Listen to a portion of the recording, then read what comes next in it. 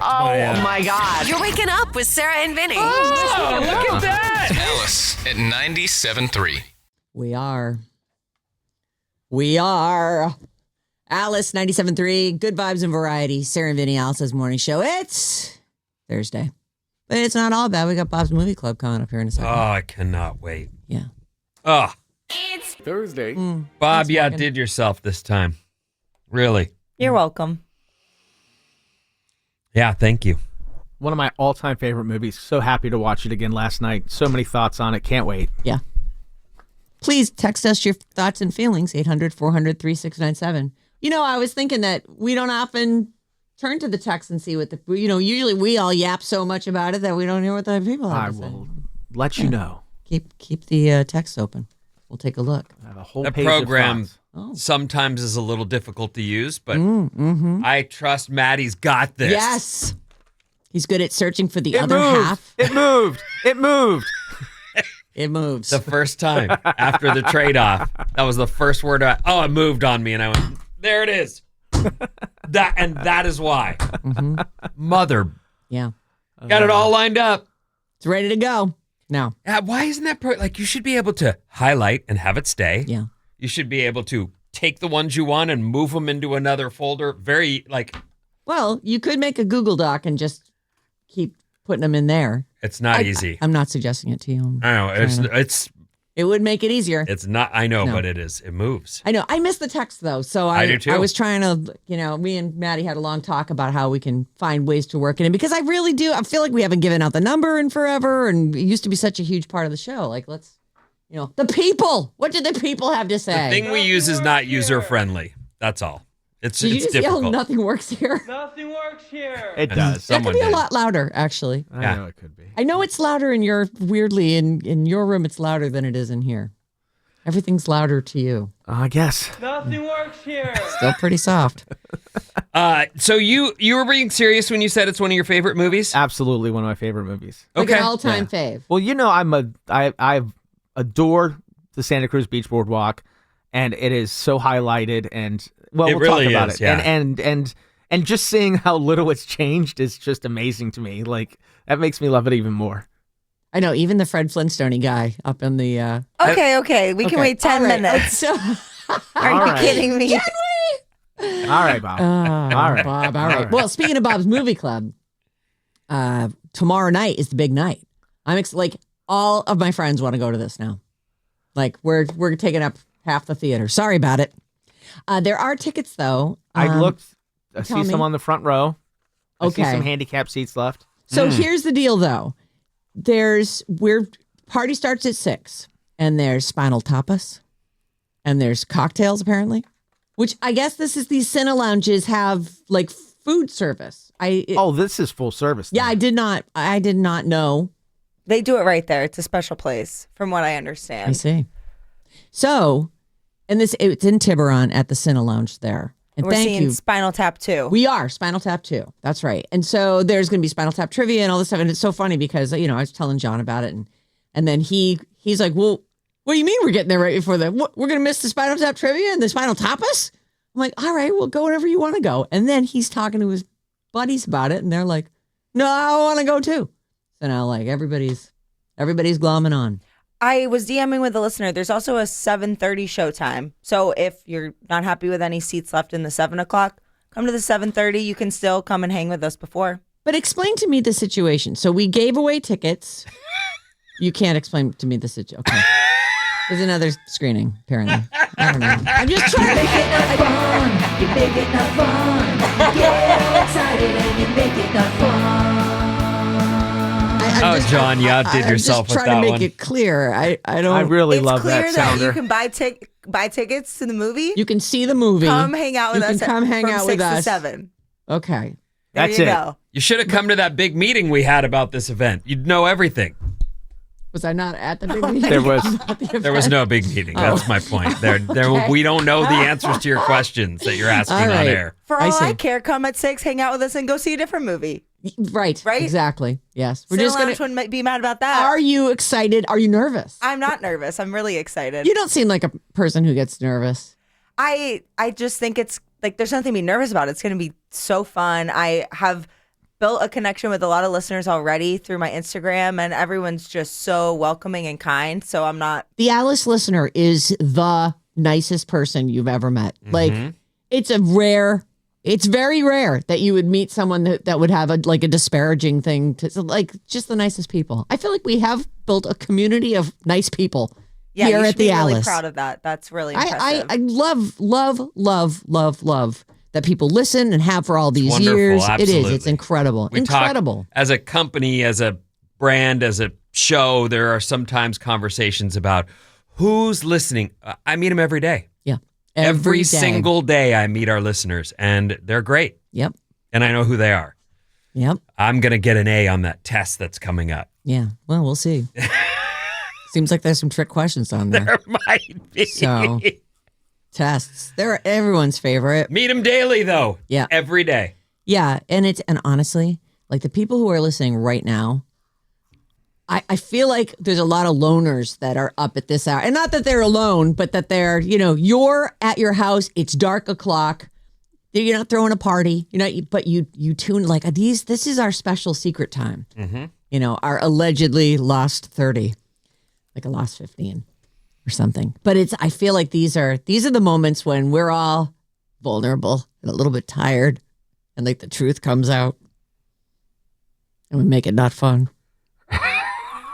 All those things. I was bitching at John yesterday as he was making me fish burritos, which were so freaking good. God, Why would you give someone trouble when they're in the middle of making you food? Because I was heating up the big tortillas on the stove, and some we're talking about something. He's like, you make it not fun, and I go, why did you have to record that? Why did you have to send that in? Because it's perfect. And he didn't. Who'd he send it to? Send it to me. Send it to me. Oh, straight to you. Oh, yeah. Yeah. Oh. Yeah, you think I would have sent that in? He skipped the. He skipped me. He didn't even tell me he was doing it. Like when it showed up here, I'm like, what the hell is that? He goes, it works on the show. It's the most perfect thing he's ever made. Really is. Really? Better than do your wifely business? No, do your wifely duties. Do your wifely business. He did a song called Do Your Wifely Duties. I think that one falls on deaf ears a lot, unfortunately. So You're right about that. Just pretend I'm Ryan Reynolds. It's just take 2 minutes. But anybody that's worked with you and has probably thought. You make it not fun. You make it not fun. You get all excited and you make it not fun. I look around this room and say every single person in these rooms has made it not fun at one time or another. Of course. No, not me. Oh my God, you have made it not fun. You with your snarky little minx, you. You love it. Oh, I mean, I'm just not over you yet, I guess. At some point, like, how It'll you're- come, though. You know how you're over Maddie? At some point, I'm going to be over you. I've been here almost 6 months. Is that true? I'm not sure. You don't remember when you started? I think thought it March was- or April. I thought it was April. Oh. So maybe one more month. Did I already have my hot tub? Because I got that in April. No, you didn't have it yet. Oh. But oh. it was the hot topic for sure. Yesterday, as we were relaxing in our hot tub, I don't. I said one of these things that Vinny did yesterday was the 9 things we spend way too much money on and never use. Oh. Or what is that what it was called?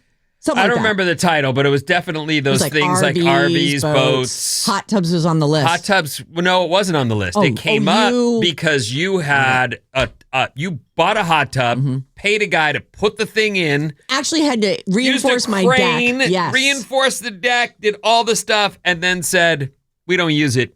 Can you come get it?" Yeah. And the guy now has it at his house.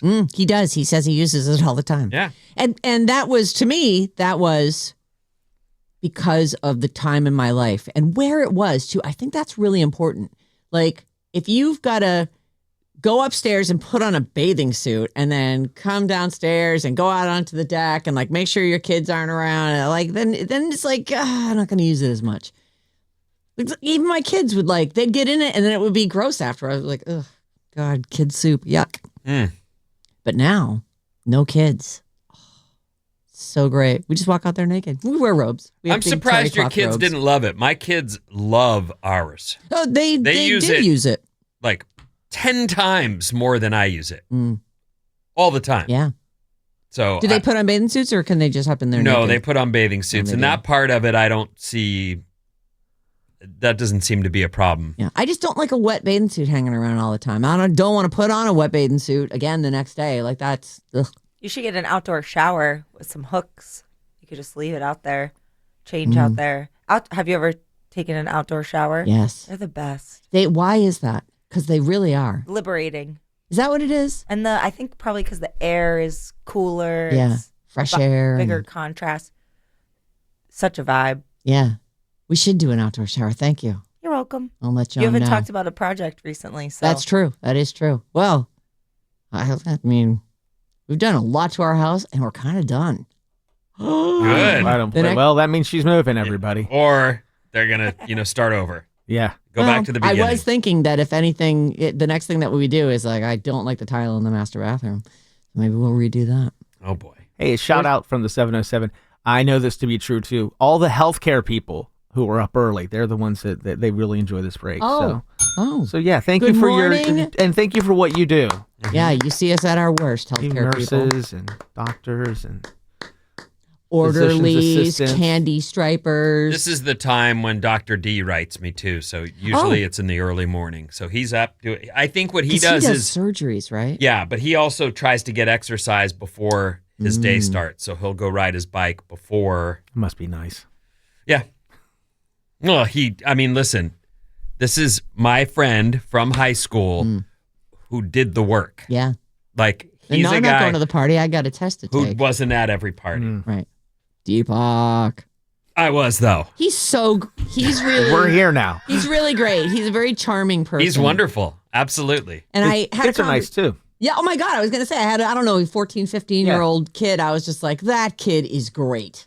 Like, oh, what happened? Sorry. Did you spill down yourself? No, I heard myself about to swallow and I realized I'm the gonna, giant Slurpee swallow.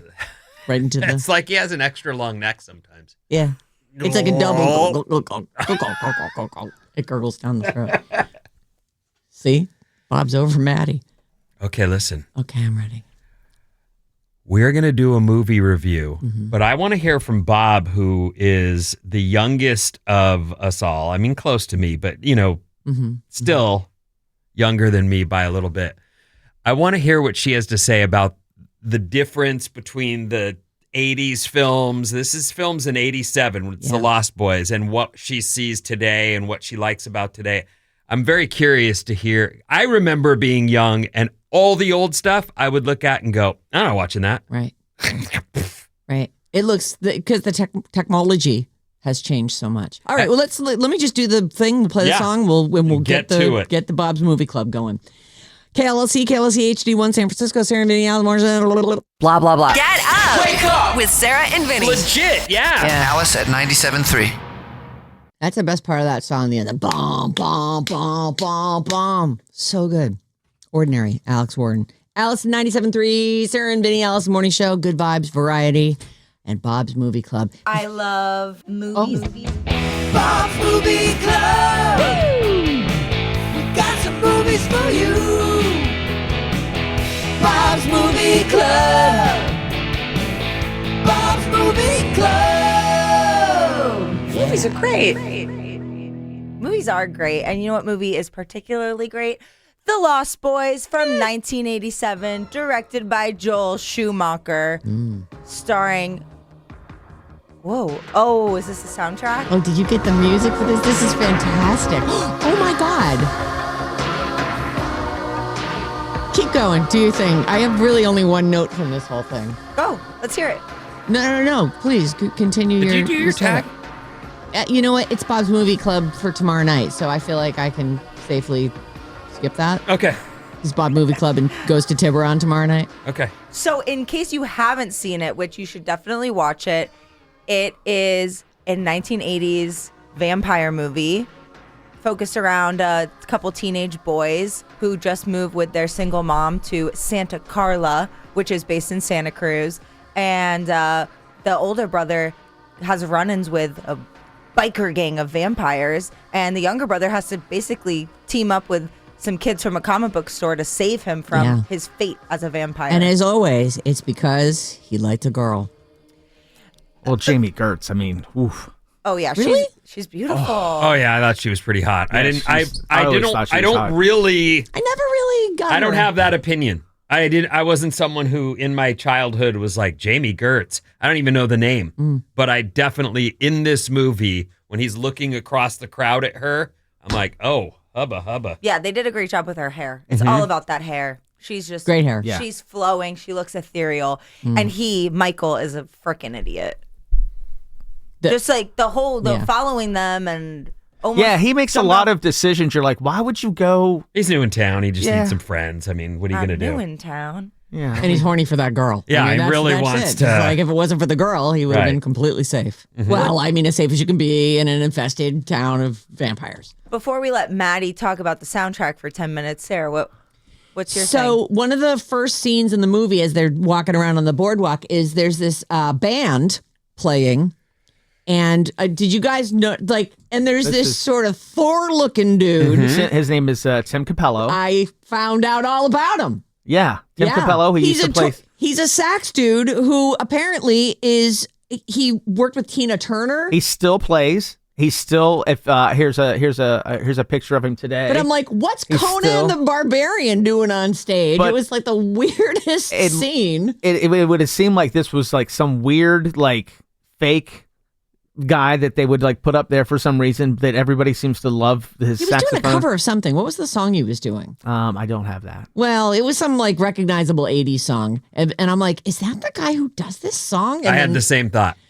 He does. Yeah, it was that is him recognizable, live. right? I mean, that's his voice and him playing saxophone in the movie, though. It's the most ridiculous thing, though. I was just like, and actually, because you're not that far into the movie, and I was already dubious at best, like, oh, God, an 80s movie, one of these. And I'm watching it, and I just start laughing when I'm like, what? Who is that? I look him up. I'm like, all right, I guess he's legit. He played with Tina Turner, but he literally looks like Fabio. Joke? Yeah, it's a joke. Like it's so it's the silliest thing you've ever seen. It's like this, really Conan the Barbarian in weird tights with a cod piece, and he's I don't know, making the sweet love to his saxophone. I was there in the craziest 80s, thing. and I will say that this is what I don't like about the 80s. That. I also, even some of the hairdos where they're just like Corey Haim, rest in peace, but the overdone hairspray do and I'm not into it at all. At all. And I was part of it. I was there. I did what everyone does, but yuck. It's just not for me. I love the 80s hair. Yeah, I wouldn't be mad if it came back. It'd be fun to watch people on the street there's with one that kind of hair. guy with the wide, not Kiefer Sutherland, but the other hot blonde vampire. I don't think was any like, of them are hot, but yeah. oh really? The young looking one? No, isn't that Alex Winter? That's Alex Winter. He looks terrible and is badly cast. What is going on with that mullet? It's the dumbest casting ever. Yeah. Was he rising to fame or something? I don't know who he was. Well, they made him the last Bill and guy, Ted. so he's the loser vampire. I guess every clique and he's has the first one to die. Yeah, that's true. He gets Spoiler killed by the alert. Frog Brothers. Speaking of the soundtrack, Gerald McMahon, that's who did the Thou Shall Not. Oh, yeah, that was. I had this soundtrack, and one of the reasons was I didn't know about the Doors, and that cover of People Are Strange is Echo and the Bunnymen, by the way. Oh, how funny. I love Echo. Yeah, and I didn't know that. And that song just got assumed it was the introduced Doors. to a lot of, I was 14 at the time, didn't know the song, fell in love with the People song, Are then fell in love with the Strange. Doors. So that was Well, they have Jim Morrison poster. pictured in their hotel cave that they've taken over. whatever. The cave that used to be a spa that during whatever the it was, 1906 earthquake fell into the so ocean. Cool. So That's while so we're clever. while we're on the soundtrack, I just want to say, besides the Doors "Now I Know" cover and the In Excess song, I actually thought this soundtrack misses entirely. I think it stunk. Oh. I think it's such a vibe. Oh, well, it's a vibe, but I just, for all the great music of the 80s, I felt like this misses badly. Maybe back in the olden days, people didn't sell the rights to their songs quite so easily as they do these days. I'm happy to hear that you were there in the 80s because I wanted to ask. I don't know much about Santa Cruz. I actually still haven't been there. Oh. Thanks for the invite, Vin. But Snark. But like, was this the reputation of Santa Cruz back then, or? I'm sorry if I misspoke. I wasn't around in Santa Cruz in the 80s, but that was what was cool about watching the movie for me, is I've now lived there forever. Yeah. And so seeing this history was interesting to me, like from go, as they're trying to say there's this place where everyone hangs out and all these characters are dangerous looking, and I don't, and there's all these missing people everywhere. They keep featuring the posters of missing people. Right. All right, we get it. The vampires are and Santa Cruz is known to be like alternative, weird. Yeah. Okay. So like all of that fit in perfectly, I thought. Couple of the texts that have come in. One about the hairstyles. Keith Sutherland from the 415 unintentionally came up with the mullet hairstyle for his role in Lost Boys. So do we blame him for that? We're blaming Keith Sutherland I for definitely the mullet. was watching it thinking, the dangly earring. Mm-hmm. That is it's featured heavily in this movie and must have been a big thing at the time. I don't remember it. I don't really either. I think I've seen it, and I wasn't surprised to see it. It feels like an 80s punk thing to me. They got really ugly when they turned into vampires. And like Vinny was talking about the feet. The hooves. Yeah. I turned to Susan and I said, I wouldn't want to be a vampire if it came with feet like that. Yeah. I'm out. I know. All the vampire That's the stuff reason. I read, That's the reason. they're beautiful, they're still, they're cold. These guys are just like, and the little like kid, when crew. the little kid Laddie, when he turns into a vampire, and they're like, the attack of Eddie Munster was very perfect. That was Feldman. There's so many good lines from the Frog Brothers that when the attacks happen. I mean, there's some comedy. It's a funny parts to it. I didn't really watch any movies that made Corey Feldman famous until kind of recently. Oh. And so now I've watched The Goonies and I've watched this, and I see that he was a thing at the time. Mm-hmm. And now it kind of helps me understand why he's so broken today. Yeah. Because he was a big star. He was when a huge star, and I didn't realize that. I didn't see the movies that he put out. But then when you think about a kid that's a little kid too, that's a huge superstar, and then that goes away, their identity is, I'm a huge star. Yeah. They're what Arrested Development or whatever that is, where they are, I'm a huge star, but Yeah. Holmes, I haven't seen your movies and you seem like a weirdo. Right. Got a few texts like this from the 650 from Dave. Me and my buddies were extras for the movie. They filmed it on Broadway in 12th. Me and my buddies were paid $200 each, and we all smoked some doobie weed along with the extras. So there's a few folks who listen to this show who evidently were extras, or one person said that she's told her kids that her dad was an extra in the movie when he actually wasn't. Oh. One of the first scenes, speaking of smoking, that you see is on the carousel. Yeah. Mm-hmm. And Kiefer's got a cig in his ear, which you just do not, and I don't mean sticking out of his ear hole. I mean, it's a pencil behind his ear. You don't see that anymore. No, ever. you really don't. And I saw it and it stuck out and I went, oh my gosh. Yeah. The only thing about that scene that I found that was not true to life was they're on the carousel, but nobody's doing the ring toss. Right. Yeah. And I was looking, I'm picking it apart. It didn't I'm even like, seem like there was a solid surround around it. You know? Those were the horses. That's still the carousel there. I mean, it really. That's the other thing. Like, yes, the boardwalk has changed, even in the few times that I've gone. But it's definitely got that. You know, the Dipper is the anchor there, and then when you see what do you even call that thing that you sit on? The sky. I think it's called the sky wire or something like that. And it shows the caveman that's sitting on it, which I was like, God, those things have been around. I was surprised to see that so because long. it is still there. Yeah. I was curious about the comic book store, and it was real, and the owner is actually in the background in one of the scenes. The comic book store has since moved, but the same guy still owns it, and he has a copy of the comic book that Corey Feldman gives to Corey Haim. Like how to kill movie. Yeah, about vampires are everywhere. Yeah. And it's apparently signed by the whole cast, and you can still go in to this day, and like he'll let you look at it and everything. Oh wow! One of the things. So first of all, I just want to say, and then I'll step aside. But I loved the movie. I really did. It was like something I'd never seen. It's the first time I've seen it. I loved it.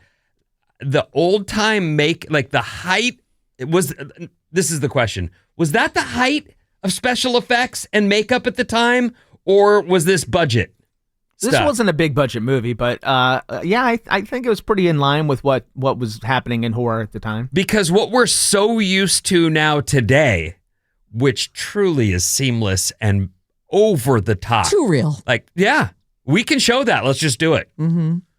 They did with lights, smoke, and makeup, and you really go, wow, that does not take me there. You asked me about what I think about 80s movies. Something I like about older movies is that they have to use movie magic and practical effects. I much prefer to see that than CGI. Because especially on especially on a smaller budget movie where they use CGI, it just looks so fake. If you're just joining us, this is Bob's Movie Club, and the assignment was The Lost Boys, the classic from 1987. And so Vinny loved it. I will say that it went by really fast for me. I didn't love it. I'd seen it at least a couple times years ago, and I thought that it was just as silly as I remember it being, and I'm a vampire fan. But it seems like I'm the only one who wasn't just like, and I did love seeing Santa Cruz, and I didn't remember that it was called Santa love Carla. that. I love the nostalgia of I just loved the grandpa's house. Yes. I was like, oh, man, Mm-hmm. that place is awesome. Speaking of that from the 408, Santa Cruz is a bit gritty in the 80s, very underground, alternative, always went there for alternative music scene, and super cheap to live there in the 80s, evidently. So apparently the murder capital of the world thing was kind of a vibe in Santa Cruz based on my research, because in the early 70s, there were 28 murders in 30 months. Wow.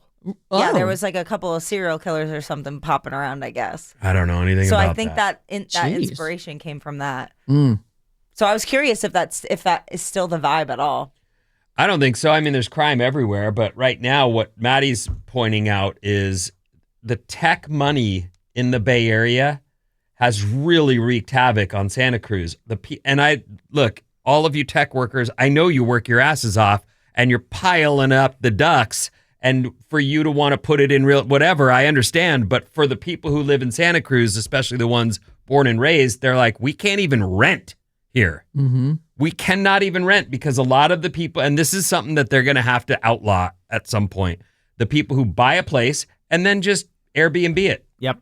1 night, 2 night rentals, and it destroys neighborhoods. There are so many rentals. So there. that is a big problem in Santa Cruz, and why maybe at one time it was affordable and it is no longer. The tech money has and the tech, Well, and I don't know what investment. the downtown looked like. When our kids got old enough, we would just drop them off at the boardwalk, and then we would go have lunch in the downtown, which is delightful and high end.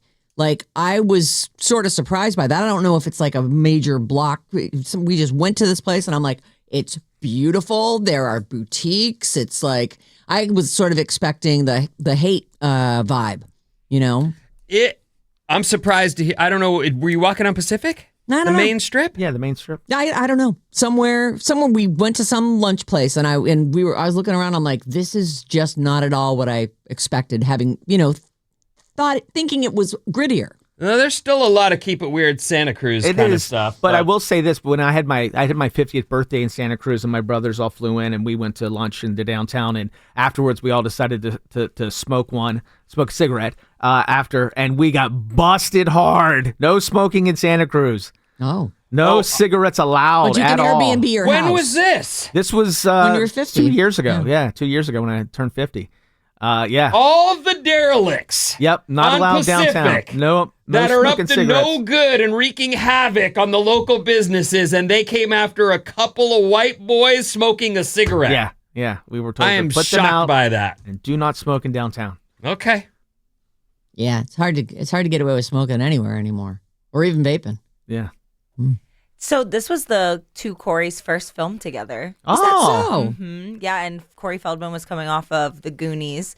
Apparently, Corey Feldman I don't know if this is true, but I saw this in fun facts on IMDb, that Corey Feldman got fired at the very beginning of production because he showed up coming off of a cocaine binge, and he had to beg the director for his part back. He looks 12. I know. It was kind of weird to There's read. a point where they do a close. Are we talking about Feldman or? Yeah, Yeah, Feldman. Feldman. There's a point where they do a close up and he has pimples. I was like, so oh my he's God, like- he's a little He's a kid. And he's doing 13, like a grown 14. up tough voice. So Yeah. I find that hard to believe, but that's what I saw. I thought he was great. No, It's- he's great. The Frog seeing Brothers are him amazing. And seeing Feldman, it kind of gives me that like sad feeling because, Yeah. they were pretty good and they were pretty big stars. yeah. But of course, that clearly went away and they found themselves just, that's my identity because they were little kids and they're clearly, as Well, and Hollywood. it already ended for Corey Haim. He died a few years back. Right. Left Yeah. them behind though. And that's the fallout. Yeah, Corey Haim died in 2010, apparently from pneumonia. Wow, 2010. I can't believe it's been 15 years. Yeah, and Holy cow. Corey Feldman was really adamant after he passed away that people just assumed, even the police, that it was a drug overdose because his reputation was so bad. But Corey Feldman stood up for him and said that he'd been really fighting and winning his battle with addiction, and he was taking care of his sick mother at the time when he got sick. All right, give us your rating here. What do you think? Okay, I feel like it's a kids movie. I don't understand how this movie was successful rated R because it feels like it's for, I guess, teenagers can go see rated R movies. But Again, plus, We found a teenagers way. I saw wanted it. to sneak in, right? I was 14. I saw it. okay, I think it's such a distinct 21. vibe. I'm going to give it 4 out of 5 stars. 4 out of 5. Yeah. All right. Such a great vibe. No words wasted. The punchline at the end with the grandfather, never could stand all the dang vampires. Never could stomach all the vampires. Yeah, that was the one thing I really thought was unbelievable is that the mother. Oh, yeah. whatever- Everything's would- about her, and she's like the hot Diane Weiss. Yeah. Okay, I actually felt like I am aging because the whole movie I just felt so bad for the mom. When they're destroying the house at the end, Oh, I yeah. said, oh, the poor mom. She's just trying to start a new life here. Right. And that house did get completely destroyed. And the grandpa walks in and he's like, who cares about that? I'm like, it's your house. By the way, according to 408, the grandpa's house is still there, and they used the outside for a movie recently. Oh. And anyone can just walk up to it. Ron in San Jose, thanks for listening on the Thank you, Ron in San Jose. Okay. So 4 out of 5. Great job on Bob's Movie Club. Don't forget, tomorrow night, Bob's Movie Club is moving to Tiburon for a screening of Spinal Tap 2, The End Continues. And there are apparently some tickets available. You go to radioalice.com and click on the events page. Vinny, what's coming up in the news? Naming kids is hard. It is. Okay, we have a real problem here. You're waking up with Sarah and Vinny. Freaking amazing. Alice at 97.3. Alice 97.3, Sarah and Vinnie, Alice's morning show. Check out the Alice 973 Instagram for video reels and pics from the Sarah and Vinnie morning show daily. And there's links to all our personal profiles there too. What's up, everyone? This Alice Report is brought to you by Fremont Bank. With over 60 years of experience, Fremont Bank knows a thing or two about commitment. With a deep dedication to building healthy Bay Area communities, the bank and its foundation have made a lasting impact in the Tri-Valley. By supporting local nonprofits like Open Heart Kitchen and Access Community Health, they're helping ensure these vital organizations thrive for years to come. Learn more at fremontbank.com. All right, here's what's happening. We've got clouds with some clearing later. It's continued that weird sort of muggy weather that we've been having. Bay Area high today will be 80. Oh, That's the highest temp. Any of you will see the 70s. And it'll feel warmer. You'll go, what is... it was very warm this morning. Yeah, it's like- just been really Mhm. close air, like very muggy, humid. 24 years ago today, we were attacked. We were. You and I were just getting on the air. Mm-hmm. I was there. You were in New York? I was working in New York. We stayed on the air. I lived at the radio station for 2 weeks because we were just nothing but sending relief, helping get relief. The building next to me, I lost everybody that lived in the building. Like in the apartment building next to me, there was like 4 apartments, and they all died in 9/11. We lost a lot of friends who were firemen and police. So yeah, it's a big day. This is a day that like I have my friends from New York. We always call each other today. Every 9/11, we never miss it. So yeah. You were just a little girl, Bobby. Yeah, I have a couple memories from that day, but barely. I was in first grade. You sent everybody home. Yeah, I don't remember going home early, but that's what people say. For me, it felt, I remember getting on the bus I'm waiting for the bus outside my school, and my best friend came up to me. She was in a different class, and she was like, "Did you hear about the plane crash?" I was like, "No." Like, I was so confused. And then I was upset that I couldn't watch TV when I got home because my parents wanted to watch the news. And it's funny how memories work, because I remember it being on TV. Like, it was all we watched for a long time. And my mom remembers that she wanted to shield us from it. So we weren't watching it on the television. So it's really so interesting how memories work like that. But I definitely remember it. Yeah, it was it's hard to believe it's been 24 years, actually. I think about like what happened, 20 years before, like World War II was going on 20 years before I was born. Like, and that felt like ancient history, like some, in the history books, the thing that you couldn't believe, wow, that was crazy. And now it's like, if you're, for my kids, Sean was like 7 months old and Riley was 1.5 or whatever. And they will never have even the memories that Bob has. Like, it's something to be remembered. Yeah, I never experienced anything like that. In that, when it happened, my first thought, as we speculated on air about what could be going on, is, did the pilot have a heart attack? Like, my head, had never experienced an attack on our own soil. So it was one of those things that it wasn't a first thought at all. And now I'm kind of embarrassed that I look back and think, no, how did I not know that's like, planes don't hit a building like that for no reason. It was just one of those weird things, though, that it didn't even occur to me. Oh, someone with box cutters, a bunch of someones with box cutters took over the plane and took out the towers. Yep. Yeah. It was stunning. And I really feel like it was for me, I was 35 at the time. I'm with you. I was like, is there something going wrong with these planes' computer systems? Why do they? And then I thought, air traffic control was another thought we speculated about. Like, what did they do? What could they have done? It just really didn't sink in. And then when it came out, it was like, okay, everybody duck. They're coming for the bridge. Remember that? Yes. They stationed military on our Golden Gate Bridge, and suddenly they're like, everybody leave and be careful. What? Yep. When the towers fell, it was the only thing I could like tell people is like, if you watch the Golden Gate Bridge disintegrate and fall into the water, like it was something we saw every day.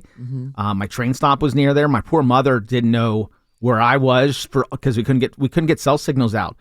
But I'll never forget all the phone calls once I finally got a cell signal of everybody checking in on me and making sure I was okay. And it was scary. I mean, for weeks afterwards. But not the funniest thing, but the one thing that was crazy was 2 weeks after 9/11, New York's still shut down. Like, we're walking down Broadway, like there's no cars, there's nobody there. But it was the first night everybody went out. I've never seen more people start smoking and have sex in my life, because everybody just had this sense of like, hey, life is short, So, I'm glad we talked about it today, because I think with all the other news going on today, this is getting swept under the carpet a little bit. So, well, that is my first big real story. There's another one we'll do next hour. I don't want to do them back to back, so we'll put that other big story into the next hour. Thursday night football tonight, everyone. Washington at Green Bay, 5:15 game time. I have a question for you, Clarky, and you may not be able to answer it, and I may be making it not fun. I don't mean to. Okay. This is a Prime television show on Amazon Prime. If you pay for the YouTube package, do you also get that through YouTube? I don't know, because it's the thing that John has is specifically NFL Sunday Ticket and the Red Zone. Then I guess you wouldn't then, would you? But if you've got Prime, I guess you have it. No, you do. Okay. What I'm saying is I'm interested because they pay big money for this Thursday night. Amazon paid big money to get involved in football. And YouTube is Google, right? Yes, and they paid a ton of money to get him. I would think they would have exclusivity. I bet they do. But I don't know. They do. They have exclusivity. Oh, okay. So well, then there it is. Yeah. So you've got, if you want to see this, you need to have Amazon Prime. You need to have Prime. Or you need to live in the market that it's... Right. Or is it blacked out in the markets that these people... These are two really hot teams right now. This is actually, usually Thursday night football is a bust. Like bad games with bad teams. these two teams are playoff teams. You know, so you're telling me that there is no broadcast television that like NBC, ABC, CBS, they do not have this game. It's on Amazon Prime. As far as I know, this is on Prime. The end. Incredible. But that's why I asked, because I don't, all this stuff, I don't keep up with it. I definitely am not ordering the YouTube version of it all.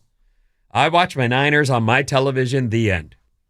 And whatever other games I get, fed on Sunday, those are the ones I will watch if I have time. By the way, just to clarify, if you live in the local market, the NFL does require that the game's broadcast on network. People in DC, people in Green Bay can watch the game. They'll get their game. Go Commanders.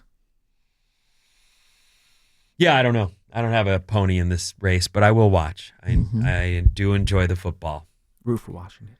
Naming kids is hard, I told you. Yeah, it is. Is it enough to break you and John up, though? Was it close? No. Was it a close call for you two? It wasn't. Okay. We knew Riley's name very early on. Whether it was a boy or a girl, it was going to be Riley. We love the name. And the second kid, I thought it was a girl the whole time. It wasn't. Oh, you didn't get... No, we didn't find out. Oh. So we had a bunch of girl names ready to go, but we didn't have any boy names. And right before I had the baby, like I'm in the hospital and I drifted off to sleep for a minute, probably right after I got my spinal, whatever those are called, epidural. I dreamed that I had a boy and we named him Sean. And I woke up and I go, I dreamed it's a boy. And it's named Sean, and it was a boy, and we named him Sean. Was there a debate as to which spelling you went with on Sean? Because I find that funny when people go, my name's Karen, and it's spelled with an I, and that's the right way. Or my name is, and you go. Yep. No, we didn't. You do that. I'm Sarah, spelled the right way. With an H. Right. Mm-hmm. So you guys didn't debate that. You knew. No. AWN. No, EAN. But you know what's funny is the movers came and I had Sean's name in big letters on his old in his old bedroom, and the guy's packing the room and he's pulling down the letters. He goes, "Yeah, in Scene's room it's," and I'm like, "Scene." The first cold splash of water. We still call him Scene. Oh, yeah, and many other nicknames. You know how you have a million nicknames for your kids. Yeah. Well, this couple. Now this story's That's it from China. A couple in China is divorcing after 2 years of marriage because they had a baby last year and could not agree on the name for the kid. Wait, so this is a 1-year-old kid who still doesn't have a name? I understand that you find yourself you can dig in, you can be passionate about this. I was really more someone who was kind of brought along into the child rearing thing. I thought long and hard about it. I didn't feel equipped to deal. I still kind of don't, although now I completely am head over heels for those kids, so it makes it a lot easier to deal with the That is the thing. That overwhelming feeling. Them, right? Yeah, you're really in love with them, so I just figure it out. I love you so much. I'll just try to live through today and then, worry about tomorrow then. Anyway, the name thing doesn't seem like it should be enough to break you up, so it sounds to me like they might have been already on the edge. Right. I agree. It should be something that can be like everybody has a couple vetoes, but then you figure it out. And at some point, 1 year into the kid's life, you have named him. I do think that you can easily, before any kids are even in the picture, before there's a pregnancy, you go, what's the easiest thing in the world? You name a kid. As soon as that's a real baby in a belly, and you start thinking about this child walking around out in the world, you really start to go, not that. Yeah. Not well, that. you picture them at different points in their lives. Like, what will it be like to be an adult woman named, Pansy? Or we really liked the name, and I didn't get to name the first kid, so it didn't end up mattering, but we liked the name Georgia. I love that. But name, it didn't feel good on a little baby. Mm-hmm. Little teeny pinheaded thing, it just didn't seem to work. So and out of nowhere, kind of like you with your I saw Sean in a dream, Christina goes, her name's Isla. And I went, wait, that is not on my list. Hold on, page 4. That's never been on our list. Isla's a great name. Where'd that come out of? Turns out there's a lot of Islas, though. Like in our school, It's not. Really? It's not the Jennifer or Michelle of our era, but there's more than you'd think. Funny. And Well, that's especially good because her name will not be like, I'm sorry, Isla. Right. La Isla Bonita. Anyway, these two probably had other problems. Yeah. But this couple in Shanghai has filed for divorce after 2 years of marriage because they had a baby boy last year and couldn't agree on a name. It sounds minor, but both sides insisted and refused to budge. Well, it's in China, so I don't. Well, that's why I want to know. Like, what are the hot names in China? I'll draw you the symbols real quick. Okay, great. Thanks. Without a name, a birth certificate couldn't be issued, so a lot of important things were stuck in limbo, even basic medical procedures. Oh, my God. In the year since the boy's birth, the hospital tried to issue a makeshift birth certificate, and the court tried to force the parents to get their stuff together for the sake of their child, and nothing worked on these people. Oh. Now, on top of everything else, since they're divorcing over this, there's a custody battle over the boy, still to be unnamed. Oh. I'll tell them the hot name around here these days is Liam. Try that. That's a red hot name. Right. Noah also red hot. Yeah. Noah's a great name. Yeah. I have a Noah in my neighborhood. Yeah. He's a good kid. He's grown up. Actually, it's funny how we went into the pandemic and that kid was, 9. Yeah. We came out of it and then some other time has passed. Now his voice is like this and he drives. He's taller than his dad. He's like 6 foot tall. It happens so fast. That's the little kid that used to ride his little scooter in the front yard on the sidewalk. And I was waiting for him to build a jump or something. He never did. He just kept riding it and back and forth. You ever going to do anything with that thing? Never. Well, why don't you get out there and show him how it's done? Well, you know what? I will. I didn't, though. That's their kid, not mine, and I don't want no trouble from my neighbors. But I do see him now on the e-bike. Ah. And all the neighbors, that's Jack McCutcheon's on one. Those are, talk about red hot. That's the item. Yep. If there's anything to brag about in your young life, it's that you've got a good e-bike. Yeah. Well, it's funny because, having a bike was like a rite of passage when you were a kid. You had a bike, you had the training wheels, and then I remember when I got my first 10-speed, I think I was in 8th grade, and I had the tall handlebars, the banana seat, flag on the back, cards with the clothesline clickers. And when I got my first, I got a maroon, like with the handlebars that loop. Sure. And I was just like so into it. I'd clean it all the time. It probably had a name. Those bikes were so unrideable for the average person because you had to lean forward to get into the grips. I didn't care. I had to have it. I was so into it. Loved it. It's funny how after the fact you go, you know what bike kind of works best for roaming around town are those little 3-speed, granny cruisers, bikes, right. like with the wide handlebars. And you can even have the lady bar, like the down bar on it, because you're just trying to get you got somewhere. A basket on the front and the back. For kids, I lament the acoustic bike going away in exchange for the electric bike, because I feel like that was that's how you got everywhere, and it was exercise. And it was like a prized possession. It was. Here it is, though. I'm driving home from surf with my friend Brian, whose son Jack has an e-bike. And he's like, bro, I don't have to go fight the school drop-off line anymore.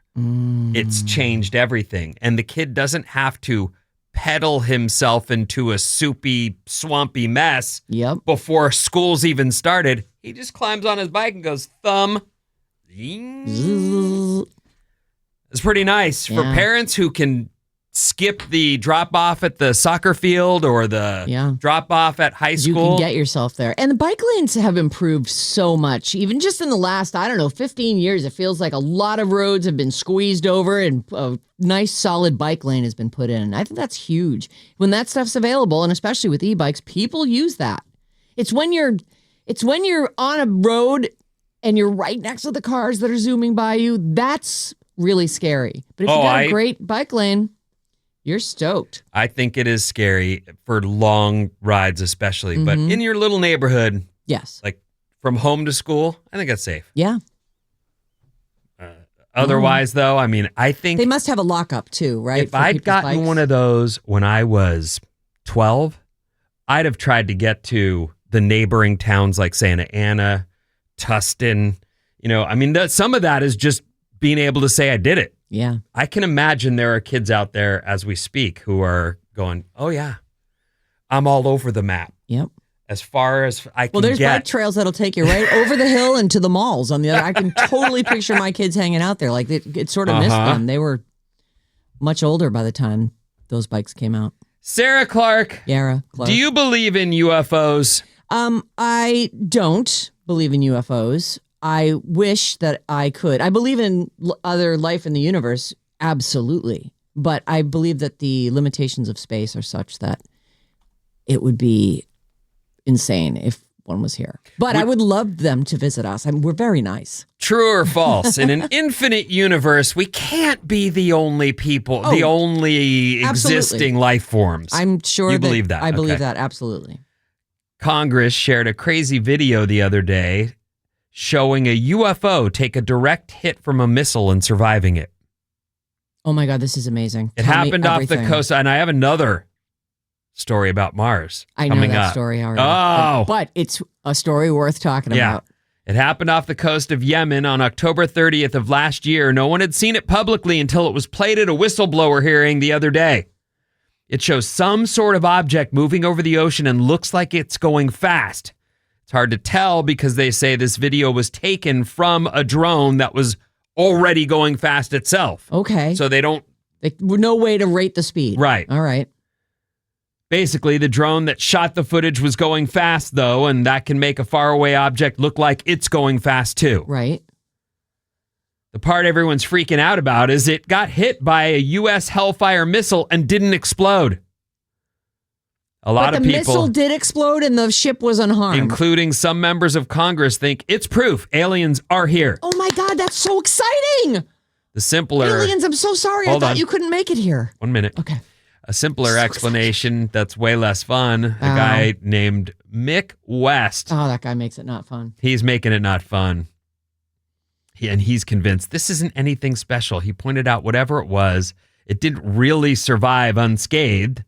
You can see some debris from the impact, and based on the amount of motion blur in the background, he thinks the UFO speed immediately fell to near zero. His take is it was moving pretty slow from the start. And even though it looks like it was near the water, it was actually 10,000 feet up. So when it seems to keep flying after it's hit, it's really just falling out of the sky. It's a bunch of troubled footage from a distance. What does he think it was, His best guess is it was a large balloon, maybe a spy balloon. But a ton of people have decided they're here. They. So if they did crash, we think that they crashed into the ocean? There's video of this, so you should look it up in the break and see. I've got the video. All right. I can't play it for you now because you can't see it. Footage You're in of your car. UFO getting hit. I just want to say, I, for one, welcome our alien overlords. And we need to do that. I'm friendly.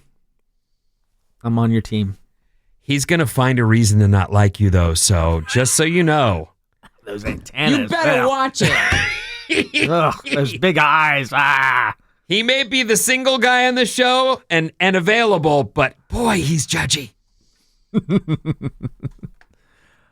That is true. Edwin texted in from the 510. The couple wouldn't have divorced if they named their kid Scott Budman.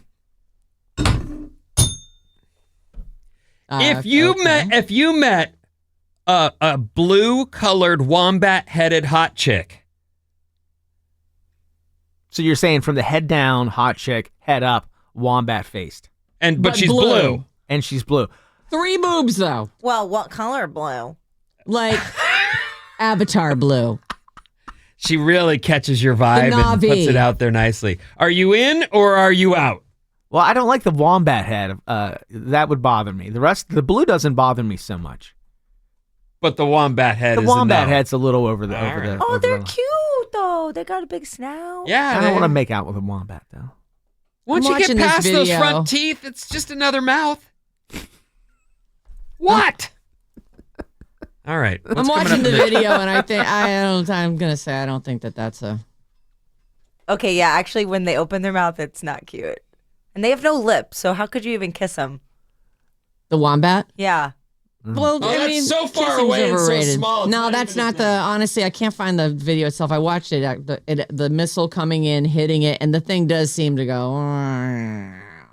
They're calling it a spy balloon, but for those out there that want to believe, Right. I want to believe. I wish I had an X-Files button right now. I know that would be. Whatever that music is. How does that go? It doesn't matter. Yeah, that. What's coming up in the trash, Sarah? The richest person in the world, I guess. Sarah and Vinnie on Alice. Have a very nice day at work. Alice at 97.3. Whoa, whoa, whoa, whoa, whoa, whoa. Whoa, wow, wow, wee, woo, woo. Alice, 97.3. Sarah and Vinnie, Alice's morning show. Good vibes and variety. Jam Bar, sponsoring this part of the show. It's an organic, real food energy bar packed with gluten-free grains. People are looking for gluten-free. No highly processed sugars or oils. Made locally. Jam Bars. They fuel your workouts and daily adventures. Pick up Jam Bars at stores including Whole Foods, Safeway, and Nugget Markets. Delicious. And, Yummy. And once again, Jam Bar, we're out. If you could, thanks. Come by. Yeah, come on by. And I don't know, we got that, that giant basket that you brought us. That's empty. Mm-hmm. Jam Bar. Just quickly, I want to say rest in peace, Polly Holiday. Kiss my grits. That's Flo, the waitress on Alice. She lived to be 88 years old. Good for her. She's an Alabama native. She received a Tony nomination. She was in Gremlins, but best known for sure for her role as Flo the waitress on Alice. Her giant red hair piled up. Mm-hmm. Male, kiss my grits. And she was also, she got a Tony nomination for playing Big Mama in a revival of Cat on a Hot Tin Roof. And this was in 1990. Big Mama? Big Mama was the character name in Cat on a Hot Tin Roof. And then 4 years earlier, she was in Arsenic. There's a bunch of Broadway stuff. She was known for Alice, which was on for a long time. That feels like one of those sitcoms that, like, my mom would watch. I when we were actually, kids. if you made that a quiz or a question or whatever, I would have said that might be one of those sitcoms that was only 2 years, but because of a couple of the catchphrases, it had this bigger cultural penetration than it should. But if you say it was on a long time, okay. It wasn't on that long. I don't think I ever saw an episode, but I'm fully aware of it. 76 is when it started. It So was we really saw it in run. It was on until 85. Oh. I have it from 76 to 85. She was on it apparently only until 1980. So 76 to 1980. And then wasn't there a spinoff after it too with that Linda Lavin, I think. You might be thinking of Alice Doesn't Live Here Anymore, which was before the show. There's a spinoff called Flo. Oh, did she spin off and get her own? She had her own show because of the Kiss My Grits. Kiss My Grits. It was everywhere. It so really was. If You you're get hearing it now t-shirts for with the it, first right. time, you'd say you guys don't know. Nah, if you were there, you'd know. Yeah. Like that was the thing. Yep. Just like, what you talking about? Willis. Yeah. Anyway, rest in peace, Polly Holiday. Flo, the Kiss My Grits waitress on Alice, dies at 88. But did other things besides that. Okay, so Elon Musk is no longer the richest person in the world. Or is he? I mean... None of it's real anyway. The money, when you're that rich, it's not real. Really? Yeah, I mean, you couldn't go to the bank and take it out and, spend it. Well, there isn't anything expensive enough on the planet to actually take all that money out to buy. You're right, though. I mean, a lot of it's like paper, it's stocks or And it whatever. grows and contracts. But you can take out as much as you want for really anything you desire. It's got to be so hard being, having that much money and being able to get anything you want, never having to wait or save up or dream about anything. You just have it as soon as you want it. I think it would be unsatisfying. I am actually only being half facetious. I really do feel like that would be a problem I'd like to have. Mm-hmm. But it would also be, I remember, I say this every time it comes up, like Madonna was like, I turned to spirituality because I found that having things was empty. There's nothing I can't have. And So the guilt you would feel for having so much money and having the ability to help spend that money on to do good things, but not knowing how to spend it or how much to give away. I just feel like I'd be riddled with guilt. I get the feeling Elon has no guilt. Yeah. I feel that way too. I feel like most of these Yeah. guys have no guilt. Right. Anyway, Bloomberg, the financial marketplace, says that he was briefly overtaken by Oracle co-founder Larry Ellison. Okay. Who's That guy, by the way, I believe owns an island in the Hawaii chain. Of course he does. I think he owns wouldn't he? Lanai. Oh, like the whole thing? Yeah.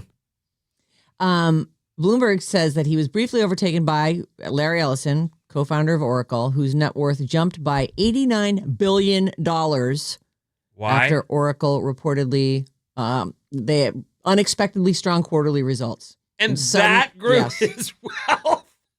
Just Okay. like in one day. All right. However, by the end of the day, they say Elon had reclaimed the top spot. So Which speaks to Bob's point, Right. which was they It's all grow and just funny shrink money, by right. the minute.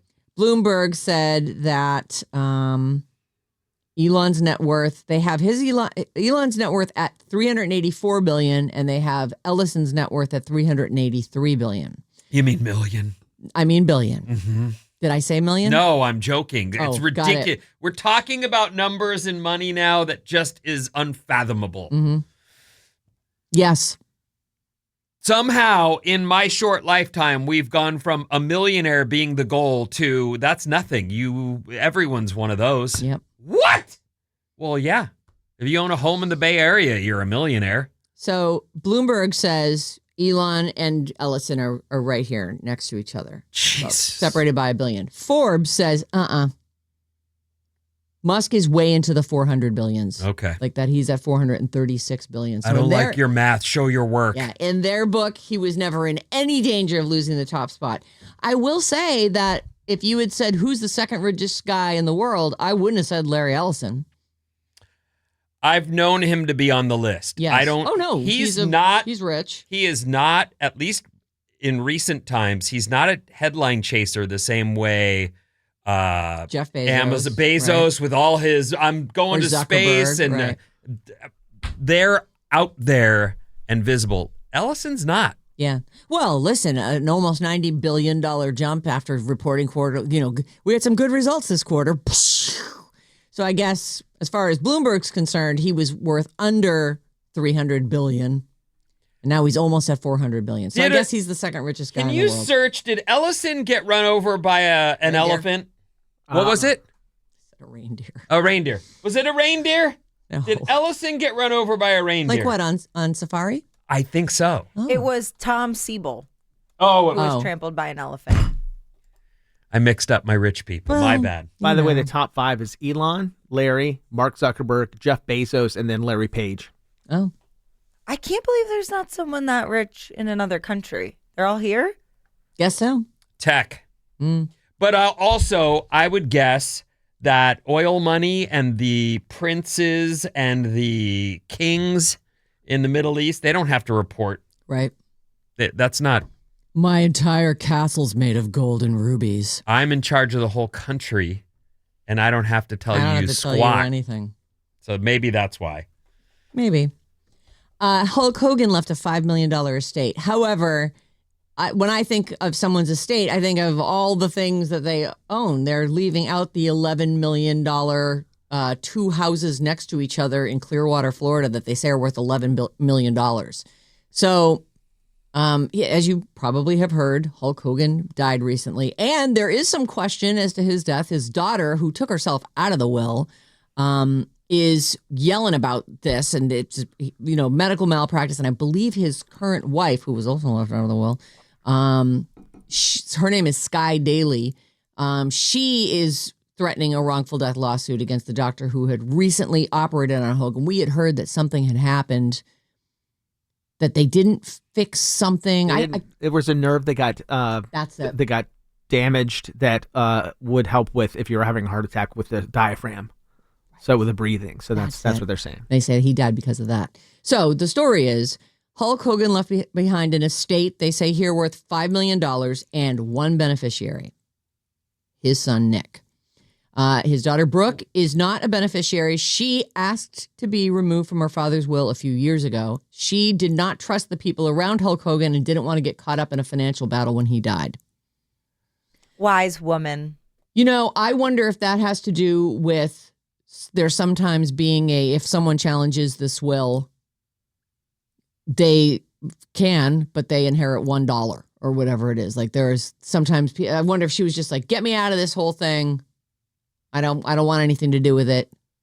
And I don't want to be in a fight with a bunch of other people. I can't imagine what inspired that. It seems like a really big statement to make for no real reason. Right. Like, just sit there and wait till you get your cut. Right. Who cares? Your dad, I would bet your dad, part of the inspiration for, maybe not, maybe he's like a narcissist, but I mean, you'd think any dad would be like, I took all those lumps so I could hand you some money to cruise off into the future with. Right. That's what I did it for. I agree with you. And I wonder if she did it just like, maybe she doesn't need the money and she was like, listen, out of nothing but love, I want, because she was actually the one who was doing the investigation into his, like, I was seeing her posts and there were stories about her and her yelling about this medical mishap. Hulk's widow's name is Sky Daly. She's listed as a surviving spouse, which means she may have rights to a portion of the estate. I think sometimes that's a state thing. Like she might be able to sue for this. His final will was drafted before they were married.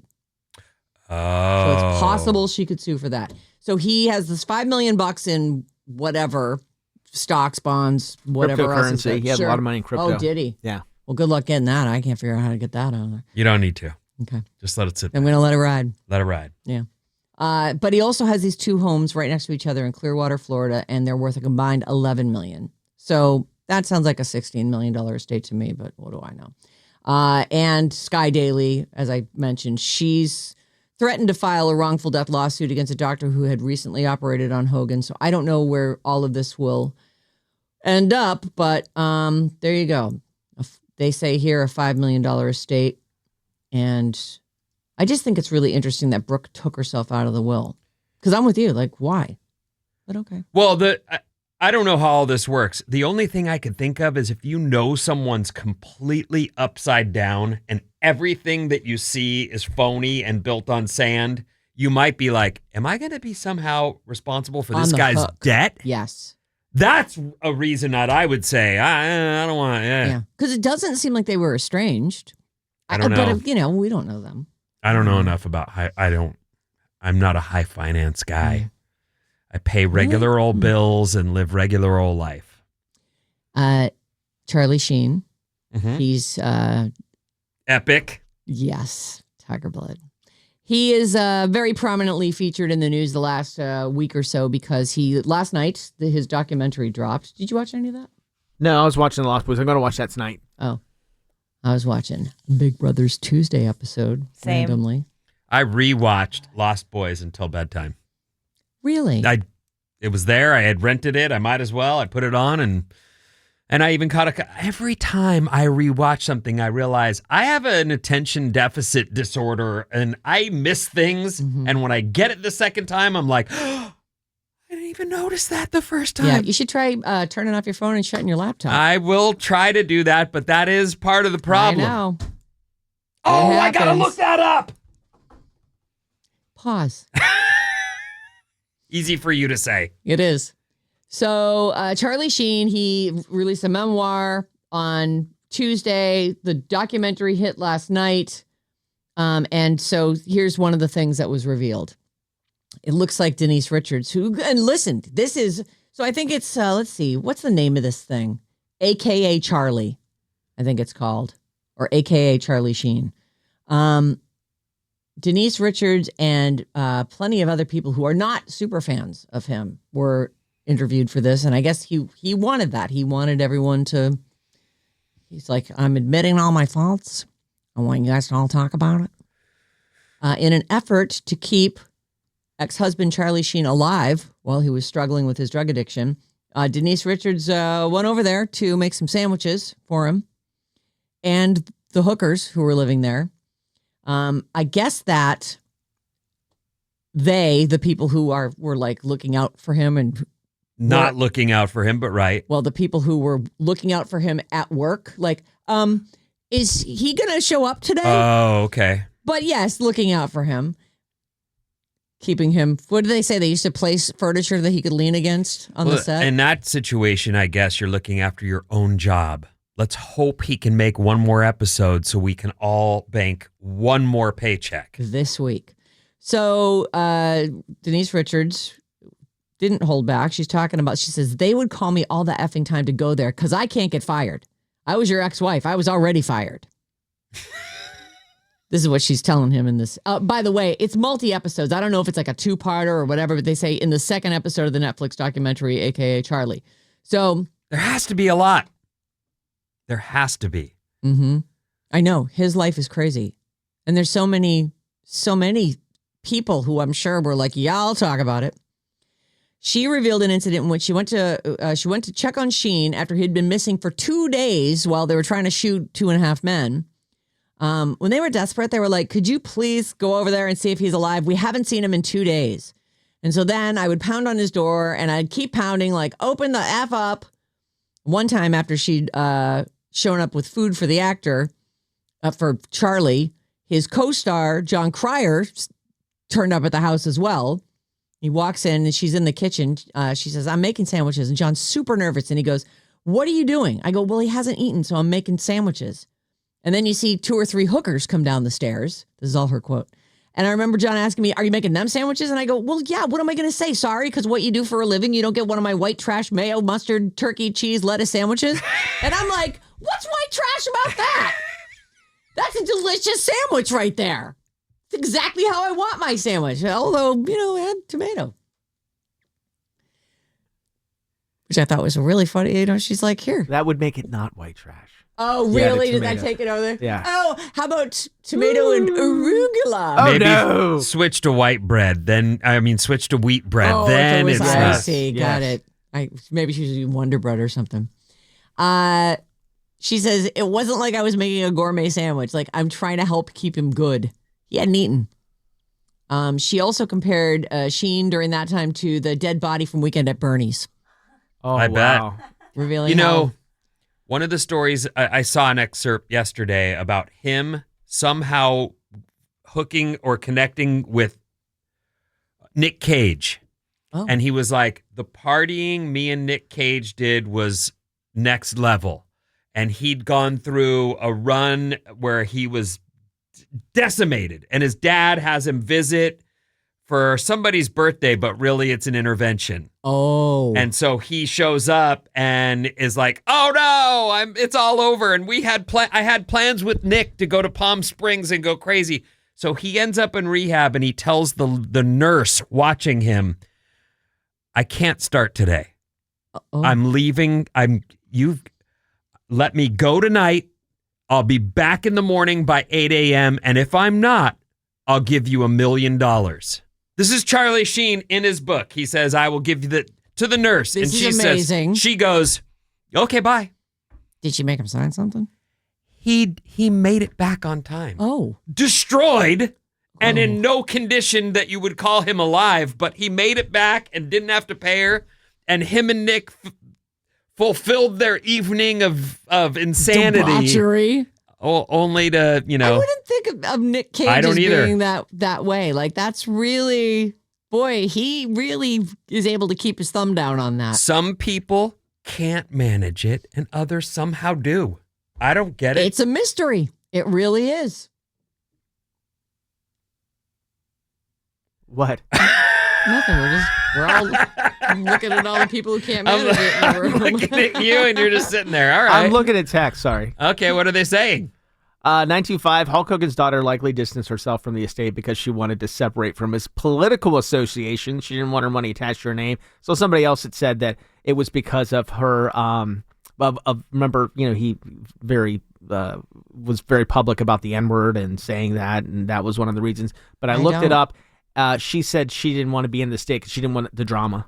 She didn't want the drama when he died of all that. Right. Okay. Instead, she totally embroiled herself in the drama. I mean, she's the one who's on, yelling about him about medical malpractice. I would have just said, let me know where to pick up my check when it's, figure it all out and just tell me and mail it. Here's the address. The end. I won't think about it again. Just take what you guys got to out of it, and I'll just take the rest. And a couple people have seen the documentary and said, AKA Charlie, this is from the 510, is so good. Watched the first episode last night, which is his childhood and 20s. Heidi Fleiss makes an appearance, and she looks rough. Wow. Yeah. She wasn't hot to begin with, and then, age. I mean, look at me. Yeah. Look at me. No, you're still hot. I look at you every day. That's nice. 800-400-3697. That's our text number, and we're doing our best to squeeze those in. So thank you for texting us. What's coming up, Vim? The toilet paper business has gone video game after these. Yeah. Wake up, Bay Area. This is amazing. With Sarah and Vinnie. You stole the car and let that guy drive? Alice at 97.3. Alice, 97.3. Sarah and Vinnie, Alice's Morning Show. Watch video clips from the Sarah and Vinnie Morning Show on our YouTube channel. Bob's always throwing new stuff up there. Just go to youtube.com/radioalice973.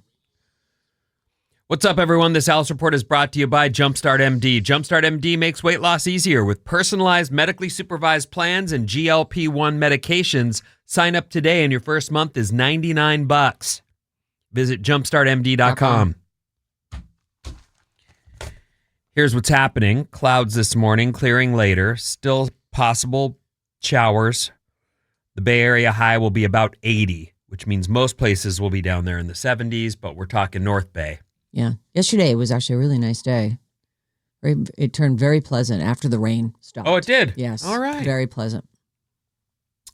Don't forget Thursday Night Football tonight, Washington at Green Bay, 5:15 game time. That's on Prime. And you may have missed it, but we had a very spirited conversation during Bob's Movie Club earlier, did, yes. which will be a podcast available on Odyssey. Right.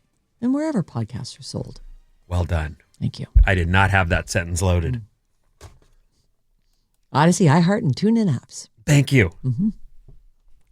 Okay, so this story went everywhere. Yes. And so I will do this right now for you. Conservative commentator, political activist, entertainer, whatever you want to call him, the guy that founded Turning Point USA was shot and killed yesterday while speaking on a college campus. His name's Charlie Kirk. He was 31 years old. He has had a wife and 2 young children. Kirk was speaking at an outdoor event at Utah Valley University when he was assassinated, shot in the neck by a sniper, sending the crowds running. And the video, I haven't looked it up, but I hear it's everywhere, and obviously it's disturbing. It's graphic, so you saw it? I didn't, because it said, you will see this guy get shot in the neck. Political figures on both sides of the aisle have condemned the shooting, and a person of interest that was detained was released. It sounds like the sniper is still at large. That's the last I saw, which is surprising, actually. Usually we can round these people up pretty fast. I honestly did not or had not ever seen this guy speak and didn't really know about him. Oh, John was flipping out when this was happening yesterday. Really? Yeah, he was talking about this guy. He knows him. He's John's that guy who watches both sides and is in a constant text battle with the people who are on the opposite side from him. And that's he was freaking out about it yesterday. I would probably call myself hardcore middle.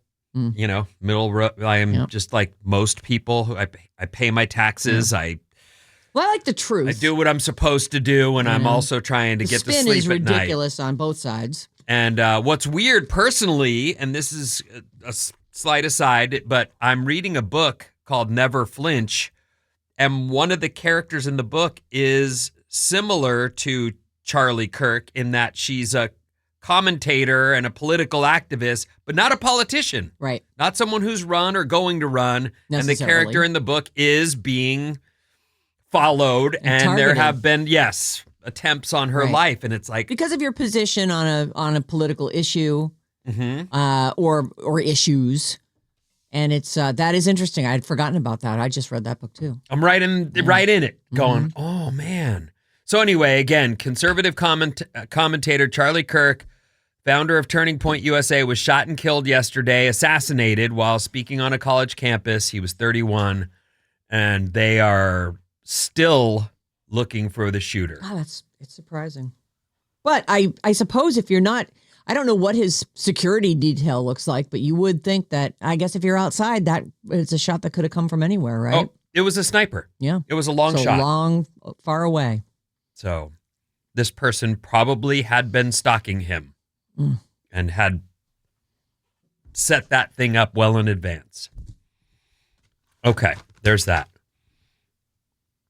Public bathrooms in China. Yes. Will now make you watch an ad to get some toilet paper. You know how video games, if you're playing a game and it'll say, watch this and we'll give you this. And it's so frustrating because you're like, I'm in the middle of my game and I don't want to watch your ad. Just talking about Angry Birds, because for $2.99 you can get those. I'm not paying them. No. Why? Because you play it don't you feel like you should reward the people? No, because the whole thing for me is I'm trying to do this in a measured way. Pick it up, play for a minute, I'm over it. Bye. $2.99. I'm not trying to get into that. No. But I imagine there you are in a public bathroom in China and it says, if you'd like some TP, you'll be watching this ad. And you don't have the option to put it down. You have to clean yourself before you can walk. Like 2 squares. And then if you'd like 2 more squares, you have to watch another ad. There's a video going viral that shows how it works. You scan a QR code that plays you an ad on your phone. Oh. Then the machine spits out a modest amount, like 6 squares. Oh. If you need more, you get another ad. And you may need more. Oh, I would absolutely use more. And that's just because I got a clean thing. I'm not walking around itchy. Right. I'm not having that. Right. And if you're just using the urinal, then you're not needing toilet paper. No, anyway. not at all. But I mean, if I found myself stuck there, I would have to watch 1 hour's worth of commercials. I'm not leaving with 6 squares or even 12. I'm not. For me, I usually, if I'm in a public restroom, a lot of times I want toilet paper before I've even begun. Yeah. Well, then you're going to watch a lot of TV on your phone in the bathroom before you even get started. I don't like it. Anyway, that's happening in China. You'll QR code, watch the ad, and then you get 6 squares of TP. And you don't like it. I don't like that. I don't like it. But in a public restroom, you're lucky to have toilet paper. I mean, I feel like maybe that's a way for them to recoup the incredible price of toilet paper and someone to come and clean that bathroom. 925 asks a great question. Oh. What happens if you don't have your phone or your battery's dead? Then you're going to be itchy. Which is the nicest way I can put it. I don't know any other way to. Yeah, that's something to be aware of. Maybe it says do not enter without a phone because you are going to be. I mean, I guess you'd know, right? Or you're going to sacrifice your skivs. Mm-hmm. Or take your shirt off and. Yeah, or that. Something's got to be sacrificed here. Yeah, those don't flush well though. No, careful. that gets put I in suppose the trash. that's somebody else's you problem, just right? Push that into the trash can like you have no idea. Who would leave a shirt around? The guy without a shirt. But,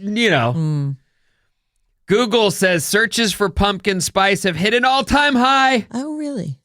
Yeah, it's so overrated, the pumpkin spice. I don't have it. I love this time of year, but pumpkin spice means nothing to me. Yeah. Do you love it? I don't. You know what I love? I love an actual pumpkin pie and the smell of that cooking in my kitchen. That's what I love.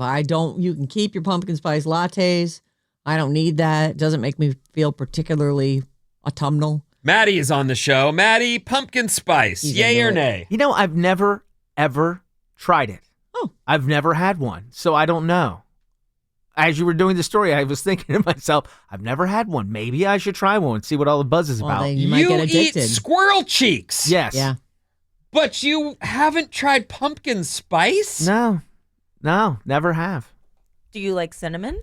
I as you were talking, I was thinking about pumpkin pies and cinnamon. I'm like, I do like those things, so Yeah. maybe I should go try one. Well, it's like if somebody took a big dollop of the filling in a pumpkin pie and put it into your coffee. I will put that on my agenda of things that I must do. Well, All right. actually, there's not any pumpkin in pumpkin spice. Really? Right. It's just the spices. It's like Nutmeg cloves and and ginger, nutmeg, cinnamon. all the things I put in my French toast. You like it? I have one per year. I pay my white girl tax. I see. My friend and I go to this place that serves pumpkin spice lattes in a little pumpkin with whipped cream. Pumpkin spice Oh. searches always peak in September. Sounds delicious. It is. What are people searching though? Just pumpkin spice stuff more than ever. A little cinnamon stick as a straw. Searches for pumpkin spice near me. Florida and New Mexico are Googling it the most, but that's on the list of what people are. Top trending products overall: pumpkin spice floor cleaner, toilet paper, Oh, like you trash want your bags, whole house to smell lotion, like pumpkin spice. pumpkin spice brooms. Oh, brooms. Top pumpkin spice apparel items include pumpkin spice PJs, sweatshirts, things like pumpkin spice and everything nice across the front. Well, there are people who really do embrace everything about fall. I'm totally into it and can't imagine looking for pumpkin You spice ever underwear. Have a pumpkin spice latte I somewhere? haven't. No? Nope. I can It's picture what it September. tastes like. This is the time. Yeah, I September. guess. They must be back, right? Starbucks must have yeah. that going on Oh, right yeah. now. We announced it on the show. Did we? I forgot. Yeah. Came back on the 26th of Oh. August. Feels early. An annual study found the happiest states in the United States in 2025. All 50 states were ranked based on 30 different metrics, including stuff like emotional and physical health, career satisfaction, unemployment, life expectancy, depression, sleep, and weather. Hawaii wins. Hawaii did win. The happiest state in the United States is Hawaii. It just feel that way? Who lost? Who was the 50th state on the happiest states list? I'm going Mississippi, Nope. Alabama, No. Oklahoma, No. North Dakota. Closer to home. Oregon, Washington. No, Nevada? I mean closer to home. Oh no, Michigan. no. West Virginia Oh man, we keep is making the these lists. least happy state in our union. Well, everybody I know from West Virginia doesn't live in West Virginia. Isn't that weird? Yeah. I mean, I swear their greatest export must be this guy. Yeah, it's Matty Stout. Definitely. Look at it. He has a WVU University shirt on. And right a now. tattoo showing as Yeah. well. Yep. There you go. It's all right there. I mean, I love my state, but yeah, you go back and people are, they got a little bitterness. There's a lot of bitterness there. Because you got out. Yeah. Oh, you're in California now. Huh. Oh, look How's at that? him. That's what I always get. California, huh? How's that? And Like, It's I'm so like- great. I'm like, it's great. I love living I would there. like to think that you squawk about our fine state and where you pay taxes as much there as you do about West Virginia when you're here. I do have to educate people on the state because a lot of them get their information from various news sources that put us in a bad light. And I'm like, Just the one news source. it's really good here. Hawaii, Maryland, Nebraska. Wait a minute. Maryland is the second happiest state? Yep. And Nebraska is the third. Yep. New Jersey, Connecticut, Utah, California. California. 7. We're pretty happy. New Hampshire, Massachusetts, Idaho. Round out your top 10. So there you go. West Virginia, last.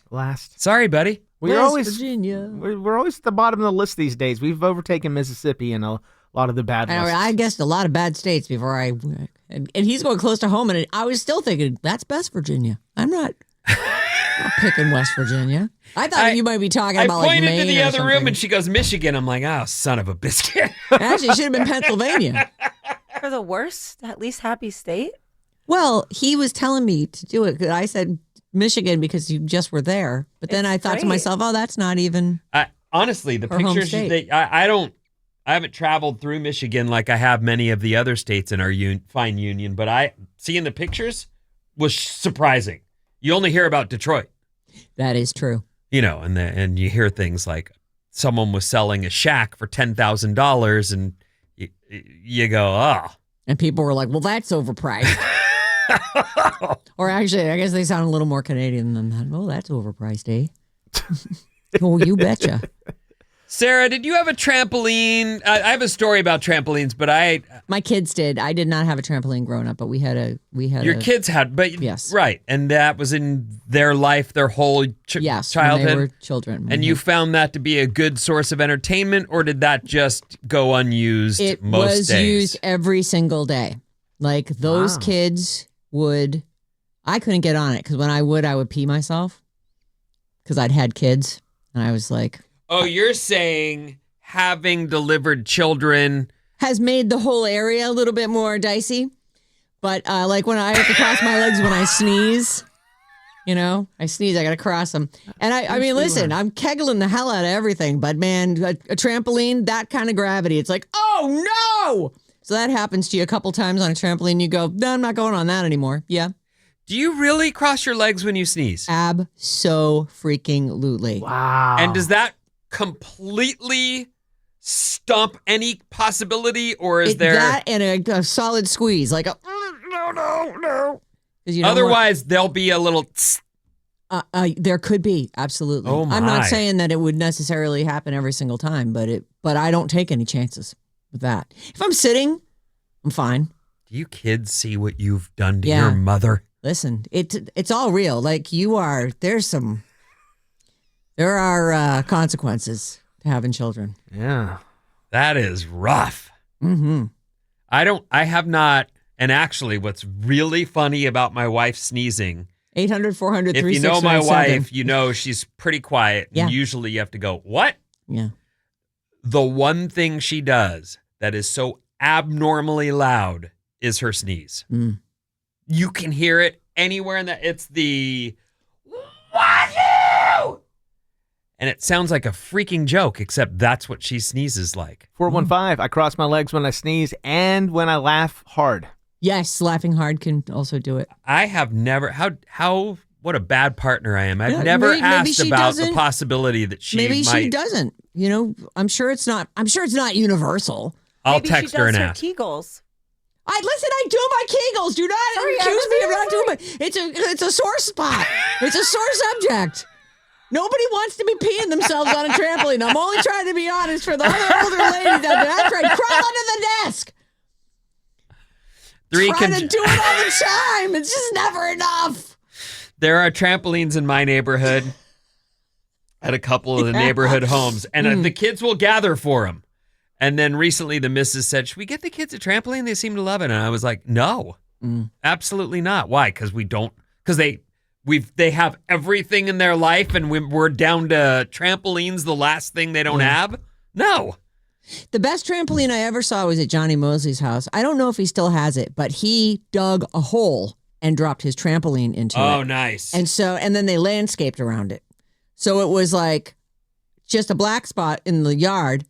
And he would walk across his yard and do a flip and then continue walking to his house. Nice. That is smooth. I was like, you have to be kidding me. Of course Johnny Mosley has that in his front yard. You must be a gold medalist. You must be a gold medalist. And he can do some tricks on there. Oh, I'm sure. But that's the problem with trampolines is that there's twisted ankles. There's kids clanking their heads together. Somebody's got to be down there going, one kid at a time. I actually, my real reason was when I talked to the missus about it was, do you know what we're spending in insurance right now? And you want to add a trampoline to that. And it does kick your insurance up. We already can't afford it. Like it is absurd. Why do you have to tell them?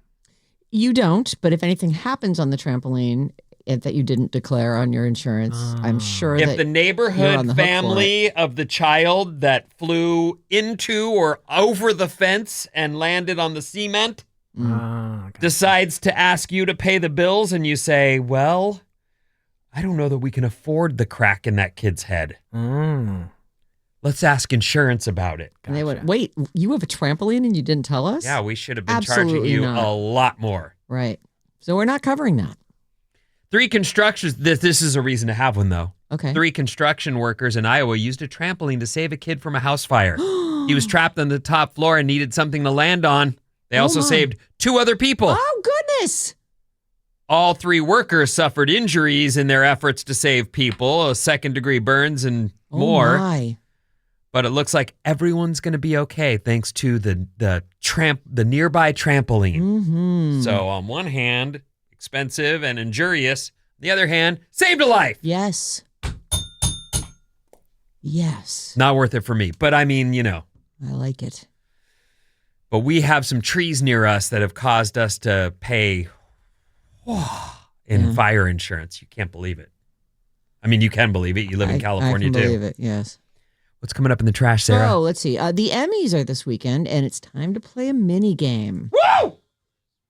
Nope. Oh, that is the wrong No. What? Wake up! Thank you. With Sarah and Vinnie. Ding, ding, ding, ding, ding. Alice at 97.3. Alice 97.3, good vibes and variety. The Sarah and Vinnie Morning Show. Thank you so much for listening. Happy almost Friday. This part of the show is brought to you by SurveyMonkey. SurveyMonkey, the world's most popular platform for answering questions. Learn more at surveymonkey.com/Alice. Don't forget about that /Alice. I'll put that on there. We want credit. Yeah, we do. The Emmys are on Sunday. Okay. And your host is Nate Bargatze, who, if I hadn't seen him on SNL last season, I would not know. But he's a very popular comedian. Very funny. Go ahead. I just watched a couple of his specials Did you? recently. He's so funny. Mm-hmm. He plays up being like an idiot in his specials. That's kind of his shtick. And he's completely clean comic, like family friendly. So funny. I love what he's doing. Oh. On Netflix. All right. The only thing I've ever seen him do is he hosted SNL. I'm like, who's this guy? Was he good? He was fine. I truly can't remember a single skit. Oh. Yeah. He kind of has like an expressionless face. Yeah. He's got and big eyes, like a beard and these eyes, and he's like a guy with hair and a beard and shoulders. Totally average looking white dude. Like most comics. Yeah. But with weird eyes. Like his eyes are the things that get me. What's with you and eyes? What do you mean? Jeep eyes. Big old starry saucer eyes. He's got flying saucer eyes. What? He doesn't. It's just his eyes are very like, Nate Bargatze. Between you and Maddie, wear sunglasses around these people because they'll judge you. Cut you off the list. Right. Listen, I'm not saying I'm against people with giant eyes or Jeep eyes. Yeah, you are. I just know this and I say it out loud. I'm not. There's a Please, my tinge sister of has Jeep judgment eyes. I'm and keeping her. dislike when you say it, though. Jeep Is eyes. there? Jeep Yeah. eyes. Yeah. Well, He's got Jeep eyes. I can't like him that much. We're talking about the hot guy in Hollywood, and you're like, him? Yeah, I don't. That guy's Jeep-eyed. I don't really It get- looks like an elevator closed on his head. Yeah. Oh, that is. I didn't say that. Yeah, did I? you did. Yeah. That was a good one because that is what he looks like. All his feet is all lined up right in the middle. Do you like Glenn Powell? Bob? Yeah, sure. Am I too mean to No. Glenn Powell? Never. You don't have to like him, but, you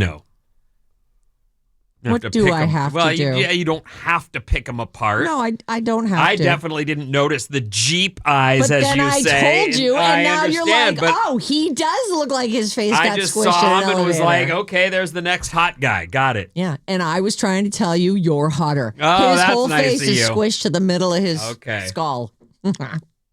Anyway, Nate Bargatze. My Weird eyes eyes, had to big get on weird the other eyes. side of Yeah. my nose, though. There's no chance they could be too close together. Yeah. Yikes. Nate Bargatze will deduct money from charity if Emmy speeches go too long. I like this. This is fine. This is He'll do what? here's his plan. You get 45 seconds to give your acceptance speech at the Emmys, apparently. That's what they allot so that they know the approximate length of the show. And they can keep everything on time. But people don't do that. And we've all heard people get played off and like, no, stop the music. Hold on. I got like 12 minutes of nothing to say.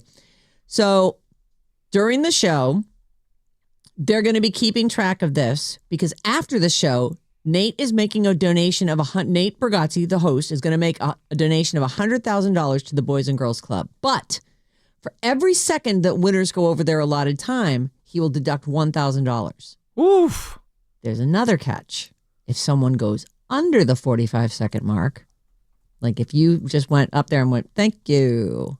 Well, now he's going to donate $44,000 extra because you only used 1 second. For every second you're under, he'll add $1,000. This is brilliant. It is. It's great. It's brilliant. It is, but it's here's the problem I see. He's not taking into consideration some of the celebrity power that gets up on that stage. They don't even play the music on them. They let them go. And then there's others, the unknown guy who did lighting or whatever. Yes. He gets the cane very early because nobody knows you, bro. They should actually, I believe if you just won for best actor or actress, you should get 2 minutes. They do, especially if it's a powerful person. They they're do. Saying here 45 seconds. And probably this is a good way to get some money out of some stars as well because the kids from the Boys and Girls Club will be there. They're keeping the time. Nice job. They're going to be stink-eyeing the winners who take away their funding. His quote is, they're going to come out. You're going to have to look them in the face. It's real, real. He says, I know people work hard for the Emmys and stuff, so I feel bad, but that's the plan. All right. This makes me want to watch the Emmys, though. Like, Agreed. It's like a game playing the whole time. It's interesting. It's a good take on it. And I actually feel like whosever idea this was, Nate's or whoever, like, let this be the new way.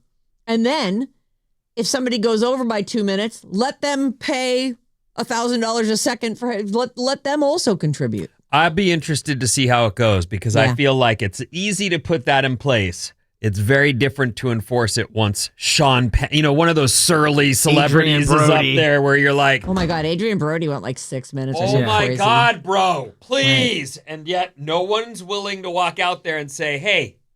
It's kind of like with the Will Smith thing. No one was willing to walk out there and be like, yo, we do not slap people on stage. Right. Yeah, get out of later, here. we're taking away your Oscar. Anyway, Nate Bargatze. So Sunday night.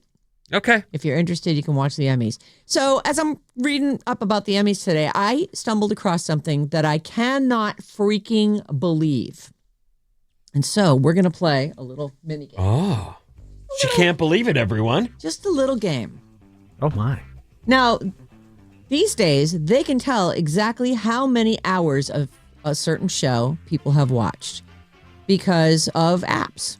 And I suppose because if it's on TV, Nielsen somehow knows that. So, which of these Emmy-nominated programs had more viewing hours? Only Murders in the Building or Survivor? Survivor. Survivor.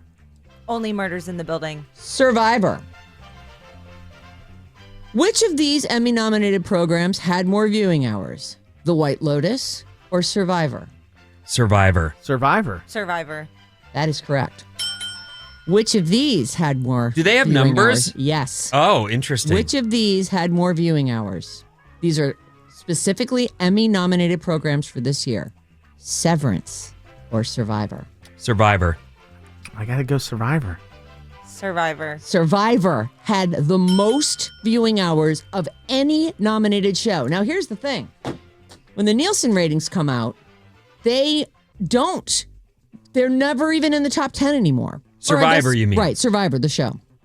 But because of the Peacock or whatever app it is, what is it? CBS Paramount. It's on the Paramount Plus app.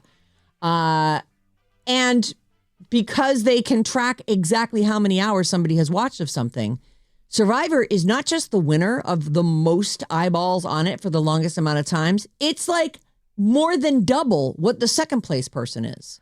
Well, a lot of shows only have a few episodes now. And So- Survivor probably still has, 24? Don't forget, a lot of these shows are on apps specific Only. as well. So Yeah. that's enough. are so spoiled, especially here in California, where many of us either have the apps ourselves and we're members of every stupid thing, GD thing. but we might be able to watch with a friend or on someone's phone, whatever. So we're able to get to see all these things, even though I have access to them all. Yep. I never watch White Lotus. Right.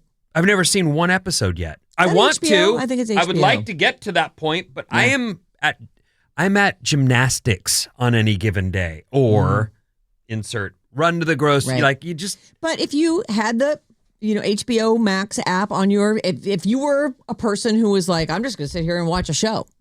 Like, I know that's not really what you would do, but there are people, you see them in the airports all the time. Sure. So the Emmys, which are happening on Sunday night, all of the nominated series in all the categories, Americans watched way more of Survivor than any other series. Now, you make a good point, because I was thinking not only are there a lot of episodes of that, because there are like 27 episodes or however many to do the whole season, but if you're on the Paramount Plus app, you have access to every single season. So conceivably, somebody could start at season 1 and go through. What do they do? Oh, by the way, next season starts up again in like 2 weeks.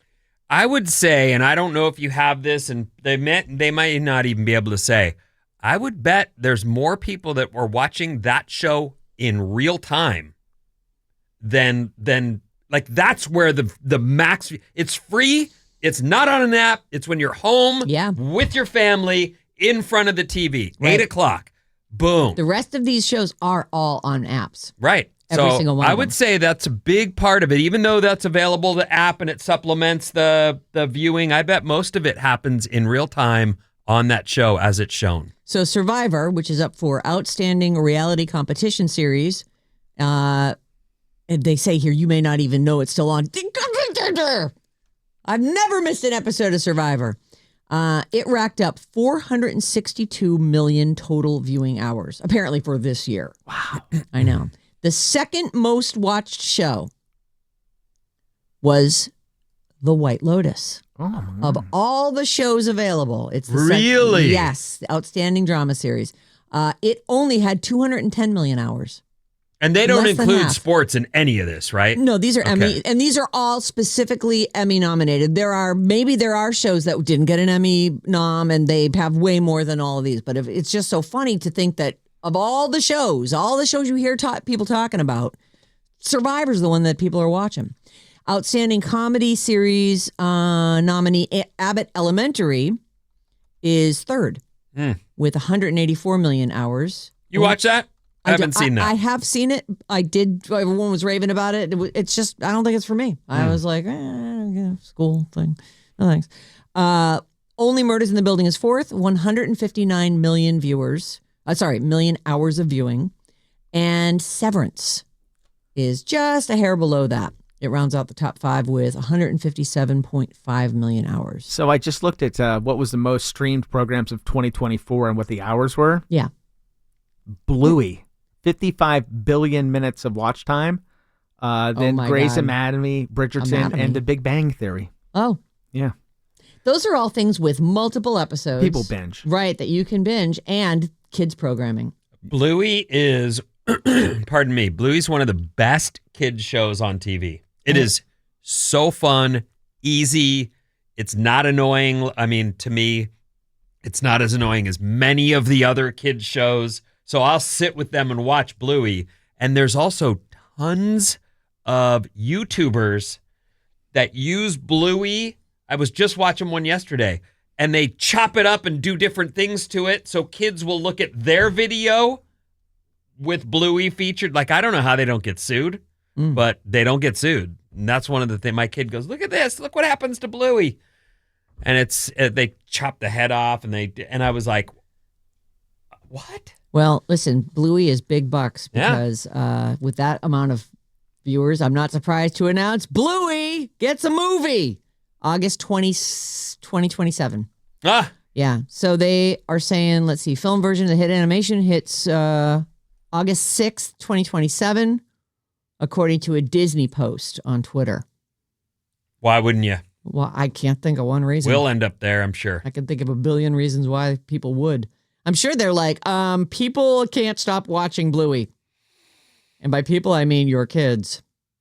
I think Disney bought that from the people that were making it really early on, and it's become a big part of their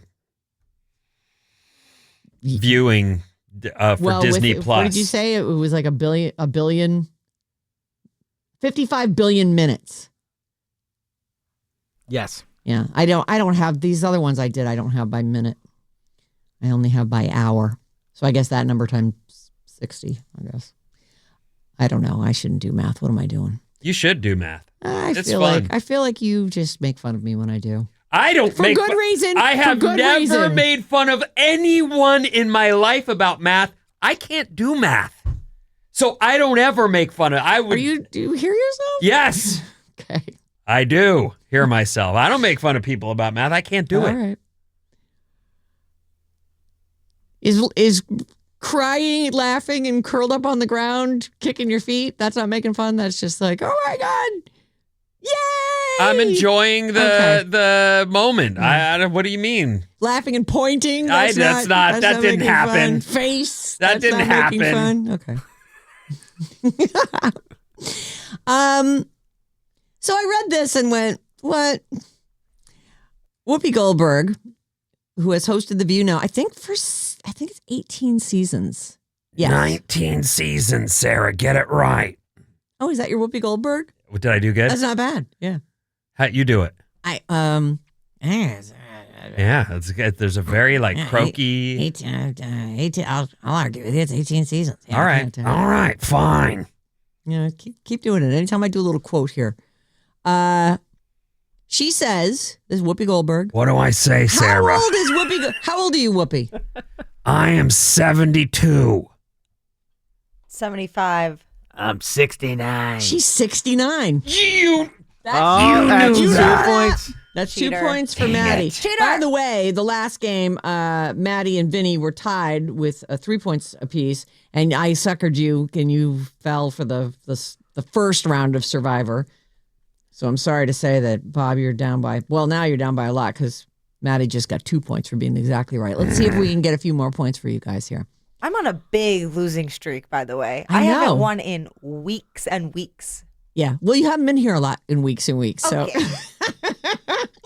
Whoopi Goldberg says she can't afford to retire from The View because she didn't marry well. I got a lot of backlash for this because I'm a multi-millionaire television celebrity. People don't like hearing that I can't quit work when they realize that they're the ones that can't quit work. I could quit anytime I want. I'm just being a BH in front of everybody. So she and her co-host, Joy Behar, who has also been on the show She caught backlash, right? Of course she did. Yeah, okay. She deserves it. Yeah. Joy Behar agrees she does not plan on leaving the talk show anytime soon. She's not crying poor mouth, and I didn't look up her net worth. What I did when I looked her up, I saw her age and went, what? How old is The View co-host Joy Behar? Would you like to see a picture of her first? I've seen her before. I haven't seen her recently. I'm familiar with her just because that's a show I've seen in clips and other. Yeah. I'm going to say she's older than we think and that she is 80. I don't want to play. You should play. You're going to need the points. No. Oh, don't be a baby. Just play. 79. 80, 79. I'll say 78. She is 84 years old. She's 84. I think that's older than Martha Stewart. Isn't she 83? Yeah, that's crazy. I'm looking at pictures of her. I'm like, damn. That's crazy. Some people. The nip and tuck works for them. And it's also, I think, and she probably won't admit it, or maybe she did. I don't know what quote you have there, but I think people who continue to work stay vibrant and stay on and stay up and continue to. There's no question. And if you start to get months, if not years, of not having to do anything, that's when you start melting. Yeah. Well, I feel like Wi-Fi'd it. It's going to happen. I'm melting.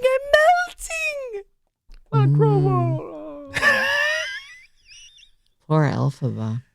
84. Anyway, Good for her. 84. She looks amazing. I'm looking at recent. I'm like, holy, you gotta be kidding me. I can't believe it. All right. So Whoopi Goldberg, who can't afford to retire, what is her net worth?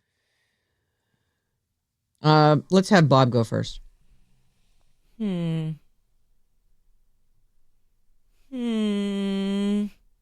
19 million. The number that occurs to me is 24 million. Oh, I think it's a lot bigger than that. 25 million.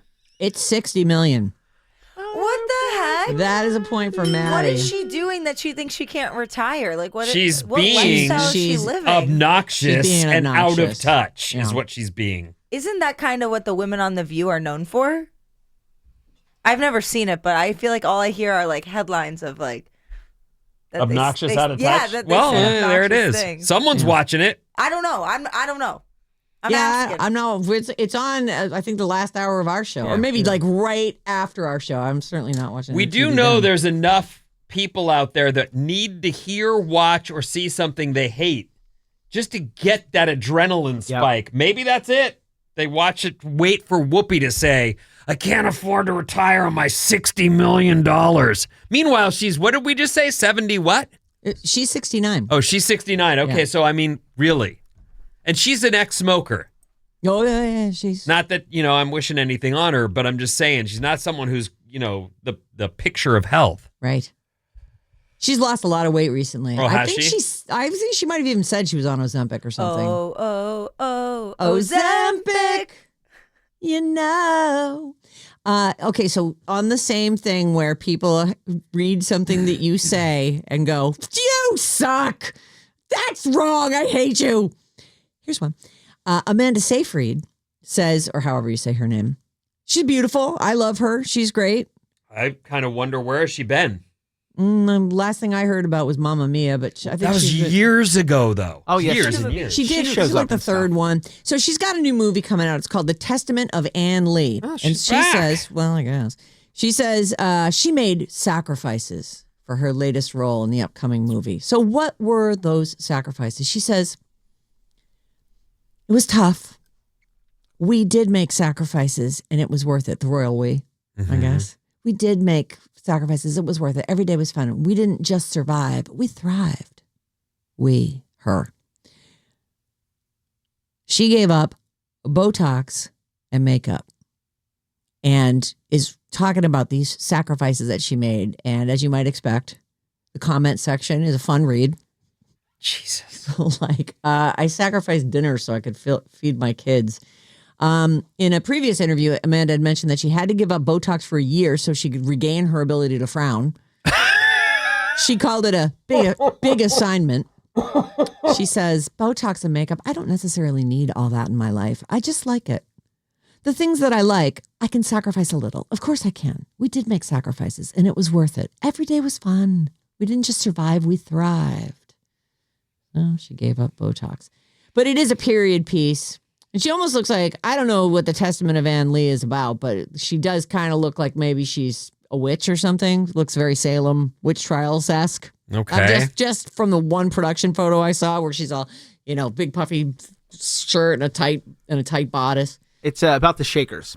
No, that's fine. Okay. Yeah, and she was a founding Shaker leader of the cabinets, Shaker very, movement. very popular cabinet style. All right, I'm done. She gave up Botox. What a sacrifice. Did you just do construction comedy? Well, when I hear shaker, I think, the flat panel cabinet. All right. By the way, 209 thinks Vinny sounds more like one of Marge's sisters from The Simpsons. Yeah, I don't know. I don't really know, but I do know I knew that was going to backlash her because shut the you-know-what up. Yeah. 60 million. Yep. I can't retire. Yeah, we can look up your net worth in 2 seconds, right? We have Google. And we have an out-of-touch texter, by the way, to 800-400-3697.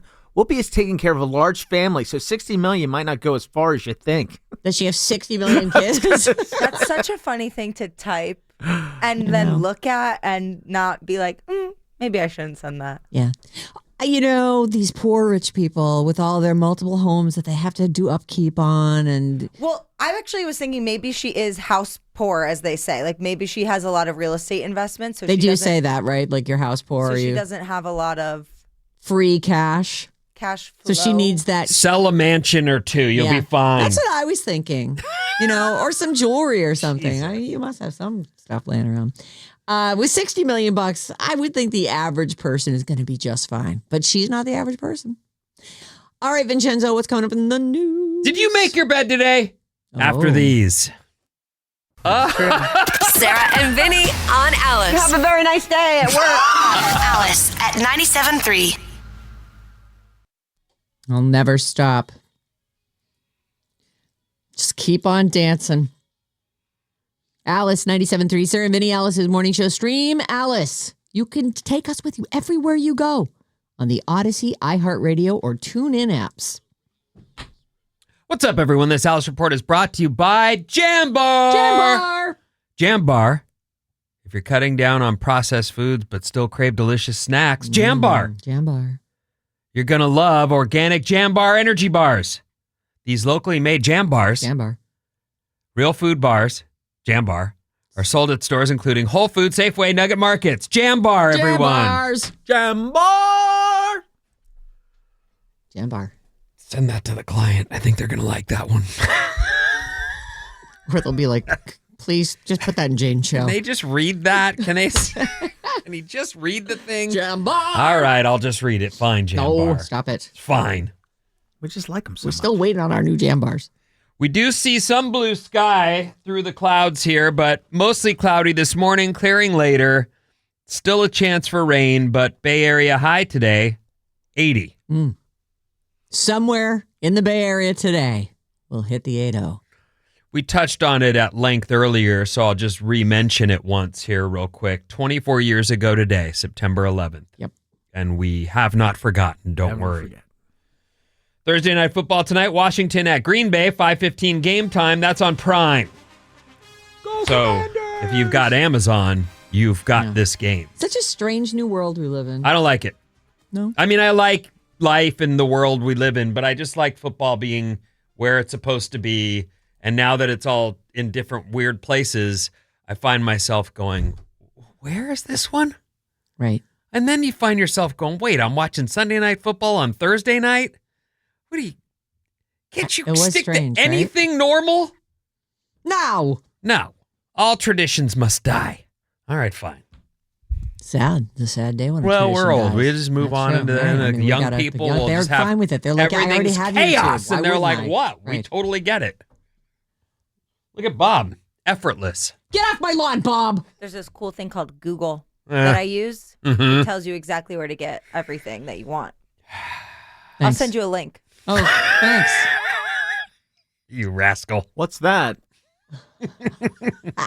Today is National Make Your Bed Day. Did you make your bed this morning? I don't make my bed.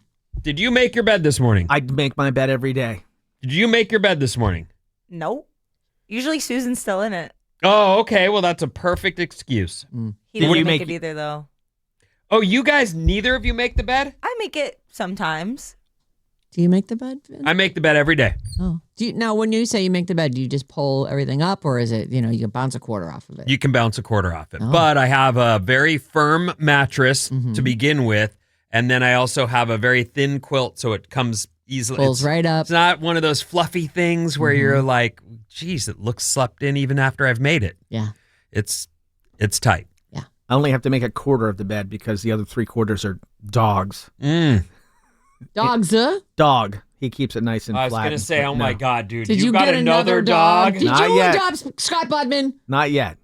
That was a good dog.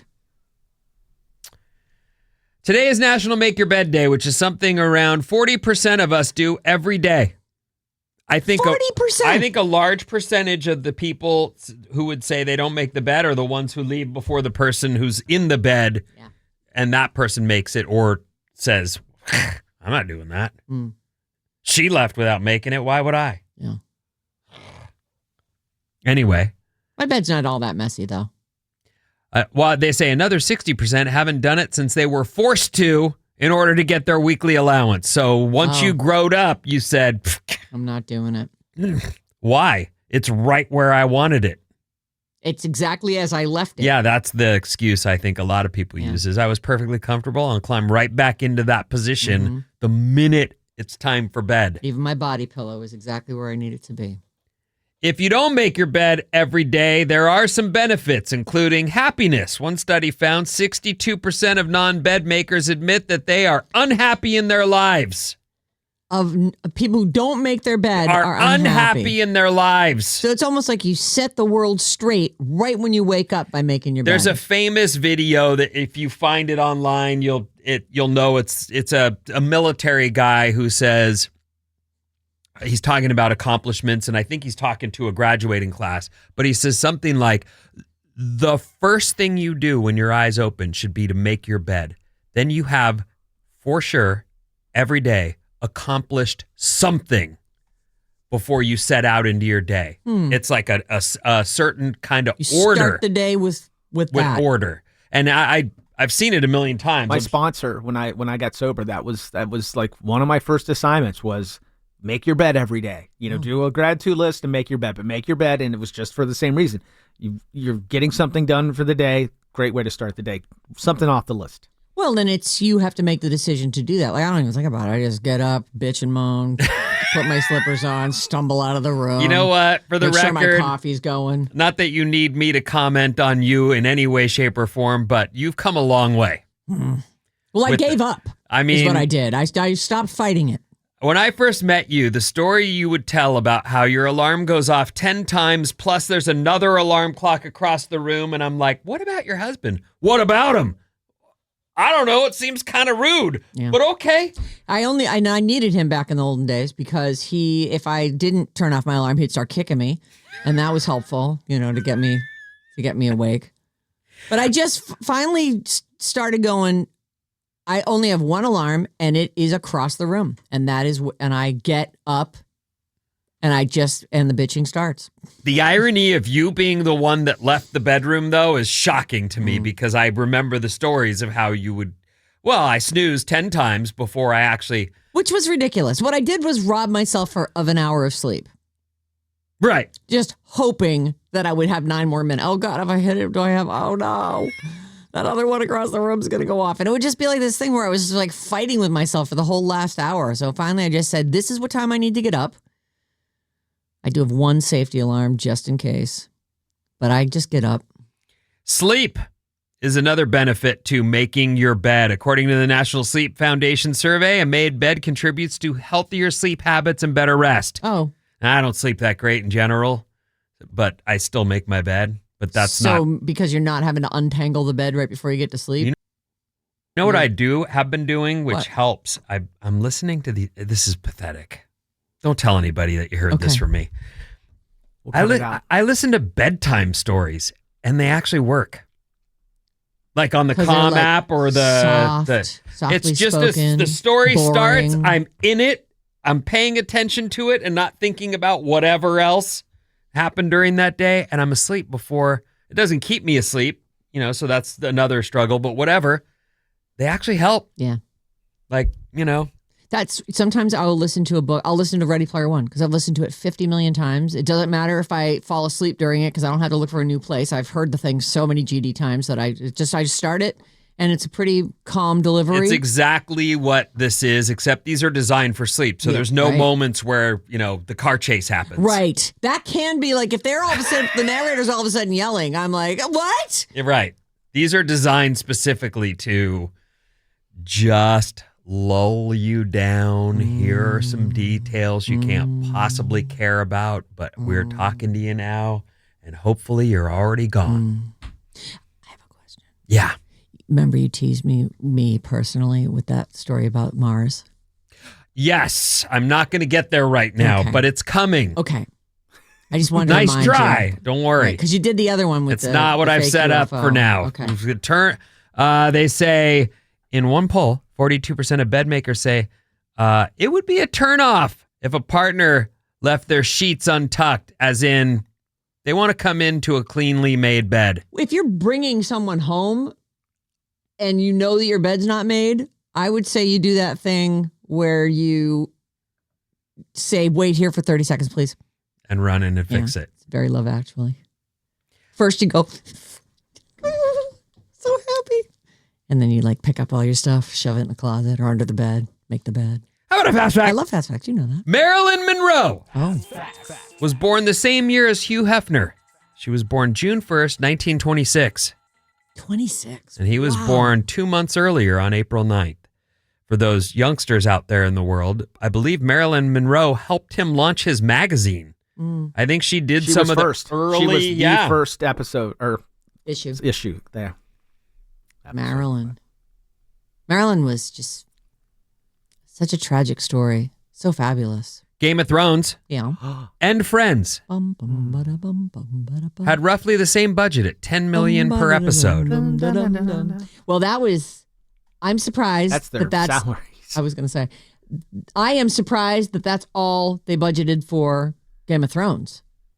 Like, that seems impossible to do on $10 million. But I guess, I don't know, you have your own CG company and maybe it's cheaper. Like, what was everybody getting paid on that show? Must not have been much. I mean, that's $10 million an episode. That's incredible, actually. This is actually an incredible fast fact. I thought so too. Yeah. Some of the only people who can legally bring switchblades into the United States are people who are missing an arm. Why does that matter? that's my favorite fast fact ever. A gambler, Oh. bad one at that.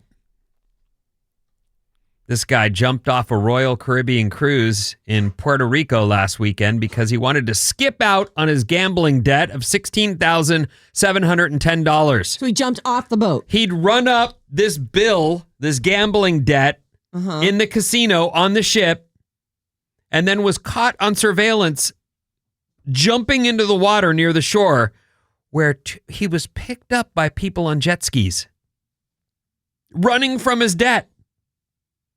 The authorities had no trouble tracking him down. He was arrested, and he's now facing $250,000 in fines and 5 years in prison. Bust your kneecaps. He thought he could slip out on his tab unnoticed. Oh, really? And Yeah. now he owes around 15 times what he lost in the casino. And here's the other weird part. Okay. When they found him on shore, With the jet ski guys. he had $14,600 in cash on him. Oh.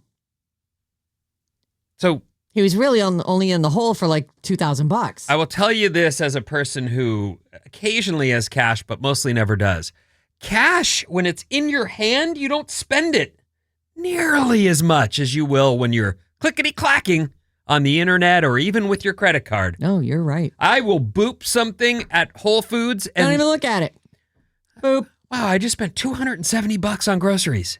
How's that even possible? My mom used to walk in with the groceries from, when we were kids, of course, but I spent $57 on groceries today, and that was a kitchen And full of food. she used coupons. Like, remember when your mom would sit and clip coupons and you'd be sitting there and everybody in every line at every store was sitting there going through I got 2 for $1 on those Campbell soup. Mm-hmm. Oh, I've got half off on this. This 10 cents guy off. is on the hook now for possibly $250K. That's incredible. And he had the money. Where did you say this happened? This happened off the side of the Royal Caribbean in Puerto Rico last weekend. He didn't need to run. He had almost all the money. Weirdest thing. They're gonna bust your kneecaps over $2,000. Well, they might. Actually. No, I have I no don't idea. think so. That busted kneecaps. Well, I don't know. Those gambling debts, those are for reals. Yeah, but Doc and Gopher and Isaac, they're not taking your knees out, are they? They're not. Was there gambling on the Love Boat? I don't know. I don't remember either. Casinos, though, they want their money. Shake Shack is one of the fast food restaurants, newer, but they're here in the Bay Area. I don't know much about Shake Shack. They just launched something, and I only bring this up more for the French onion soup connection. I do love French onion soup. That's what I was going to ask you. You love that? Yeah. I haven't had a really good one. You know where they make it in a crock and they put the bread and the cheese and Sandy bake it? used to make it, and it's pretty good, but Really it's such good. a strange, of our regular menu. Mm. She, somewhere along the way, got a French onion recipe from someone who, I don't know where. Right. Then A it became, good French onion soup. Who would ever think onion soup? it's pretty good, though. Yeah. But you kids like it. Say the word. What? French. O-N-I-O-N. Onion. Onion. How do you say it? Well, apparently I say it onion. Onion? Like onion. Onion? Onion. And my kids give me so much crap. He's like, Mom, it's an onion. I'm like, that's what I said, isn't it? Like, I didn't realize. They give you crap. Yeah. They're my kids. That's what kids do. I know. Are your kids really not giving you any crap, Dad? Well, they're not. La, la, la, la, la. Yeah, I mean, they give me crap, but they're not still living on my contributions. Yeah, it doesn't matter. Later in life. That will not matter. I want to believe that they'll, if I'm you. on the hook for their bills, or I would. Fingers crossed. I mean, it would be fun to just turn their phones off. Oh. Just cancel this thing. All these things I Let would them love to go be get like, their oh, own. look at you succeeding in the world. Scrotox. Oh. Oh. Yeah, they can be ugly. What are we doing to help that situation? I just said it. Okay, is that the only thing? It's Botox. To like relax everything, get all the raisiny. They say it takes situation. care of that wrinkled look that unfortunately we all are well too aware of. Don't you guys need to be able to have some like up pull? It's down supposed pull, to, yes. like, It's a temperature control thing. Yeah. So would that not interfere? They say it's to reduce wrinkles or creases in the skin. Don't worry. And make it we appear close smoother. our eyes when those come into view. No, you don't. Yes, we do. Yeah, stop it. Gorgeous. Okay. Admit it. No. Not even if you hold me down. No! Come on, Castro. No, I don't hear him.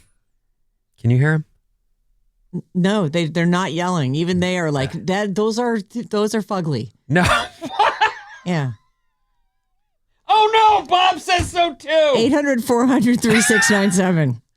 Well, I've never thought to I'm not saying they're all as ugly as the ugliest ones. There's a range. There's a full range. Some people you'd be like, well, those are remarkably unharmed looking.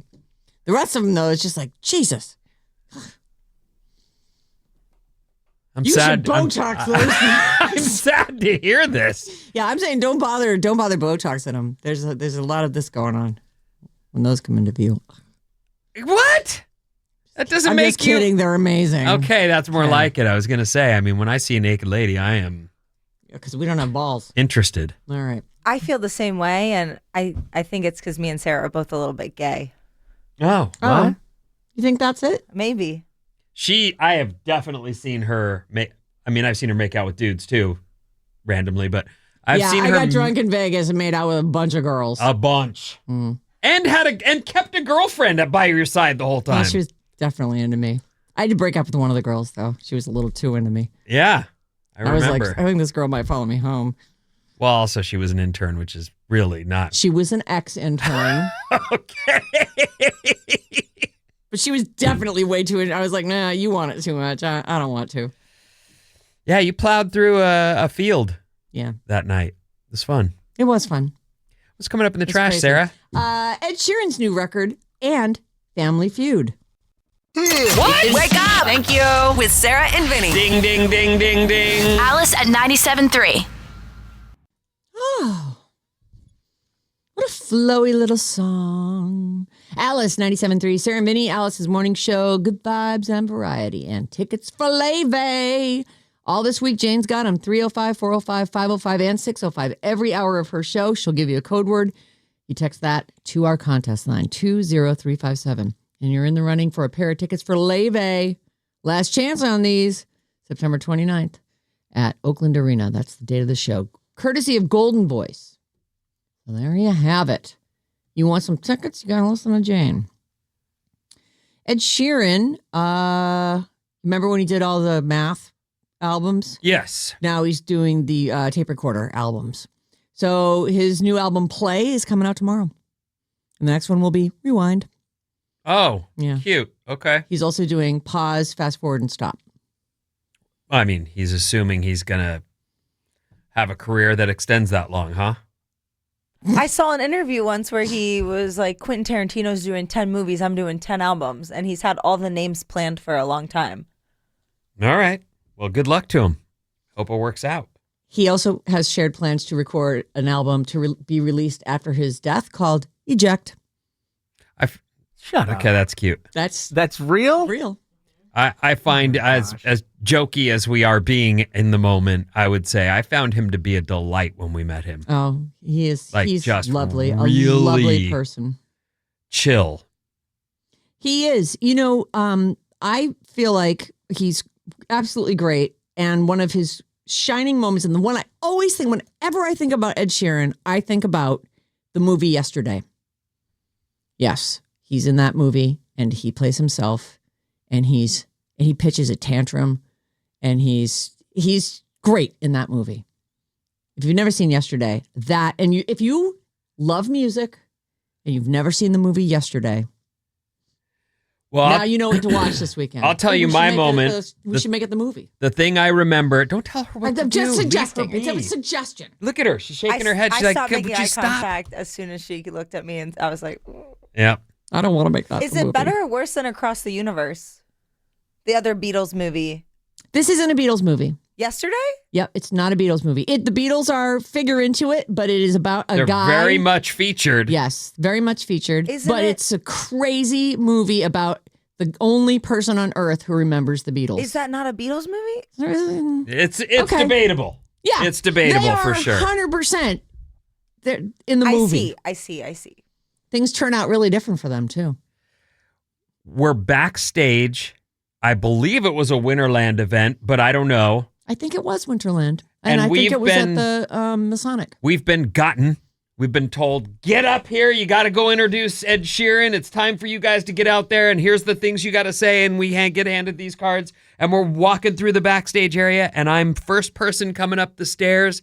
And there at the top of the stairs is Ed Sheeran by himself, standing there with his guitar. Already strapped on. Hi. Ready to go. Just, hi. Hi. It just We're like, chilling. have a good show. He's There's- like, oh, thanks. There's no people around him. He's beat us to the stage, and we're the turkeys that are supposed to.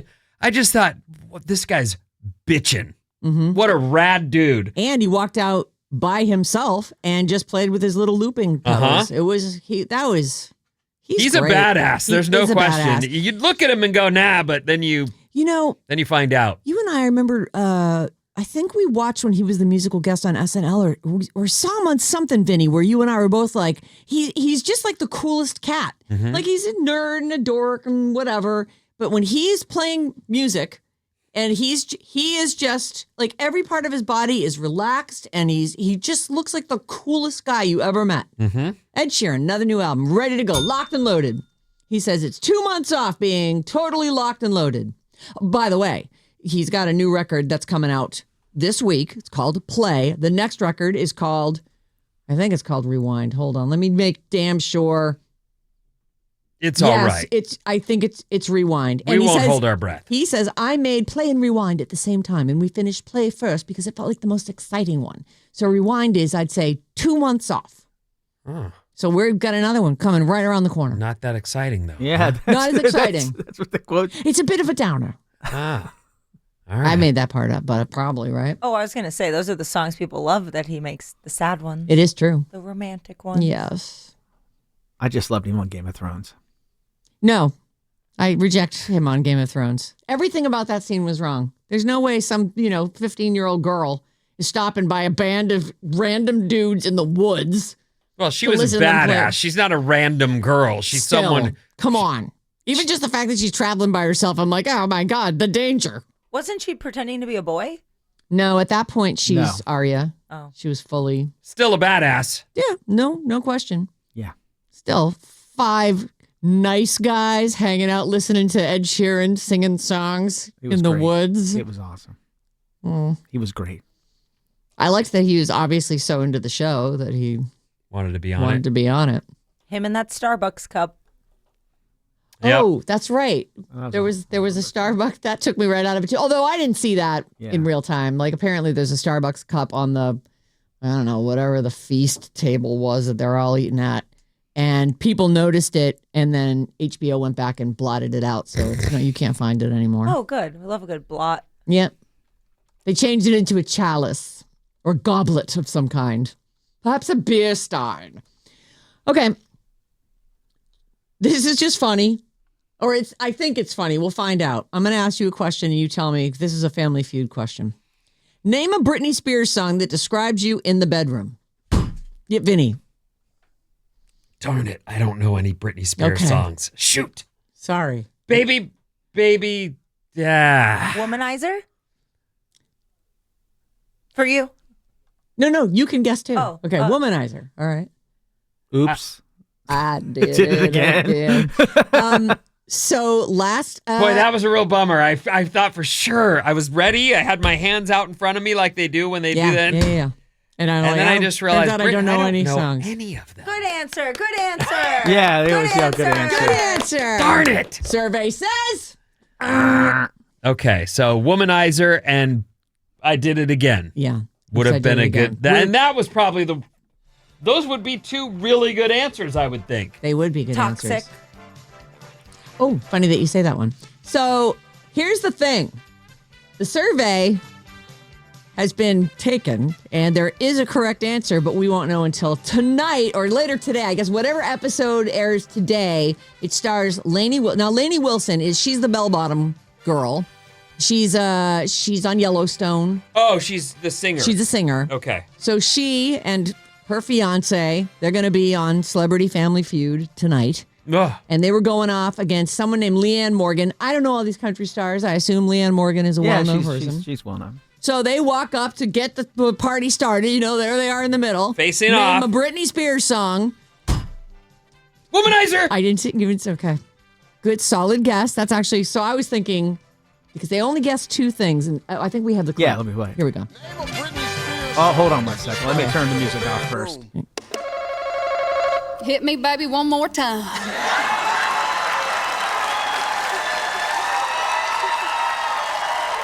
Is that a song?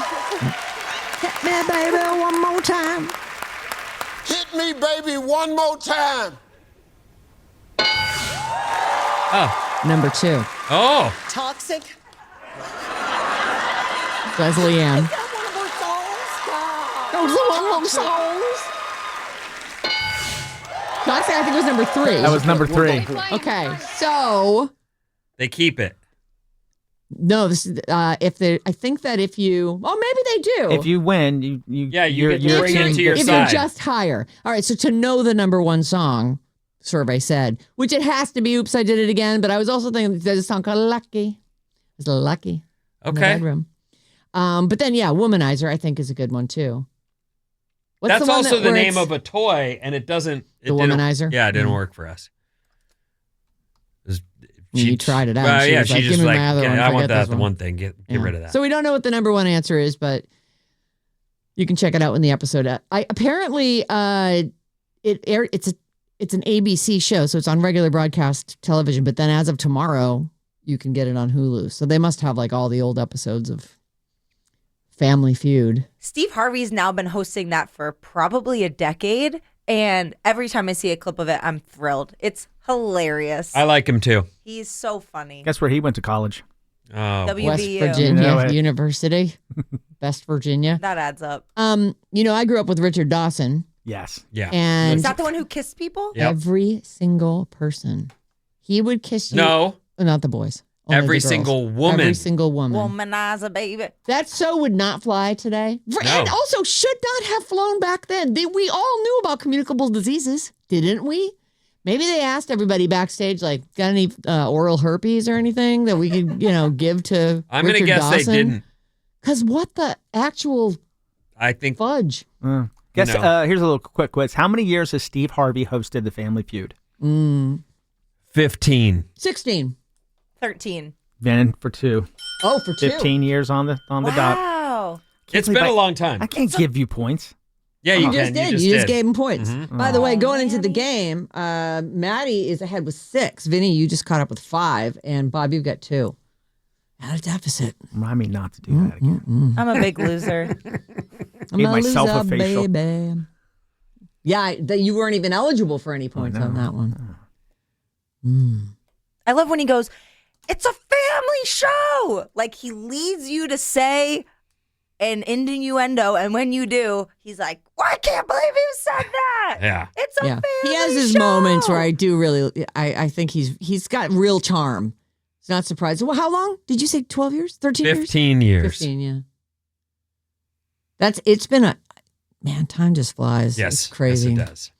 The CMA nominations, this is the Country Music Awards. They were announced a few days ago, and that means the fallout is happening, I guess. I really am not, I'm just not a huge country fan, but people are outraged that Kelsey Ballerini wasn't nominated for Entertainer of the Year. I don't know if it's like her and her boyfriend are super outraged, and they, put a bunch of notes up on Twitter or Well, you something. know that people have the Swiftie is the best example of it. You have your fans, or and they your are doing battle for you. and they've got your back. What do you mean she's not? Are you familiar with Steven Wilson Jr.? I am not. He is nominated for New Artist of the Year, and he's 46 years old. And believe it or not, people are bitching about it. I feel like if it takes you till you're age 46 to be big enough to be to get on people's radar, then that's when it happened.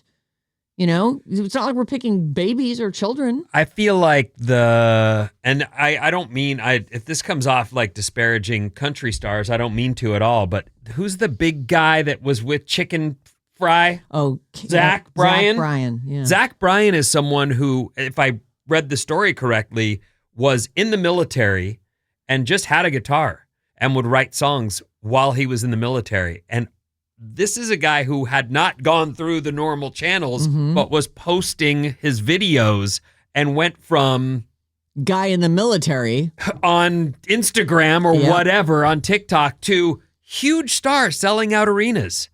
It's not country has a very different path. I know. Right. This guy could be anybody. He could be somebody's dad. And frankly, who just put up some stuff. They all do.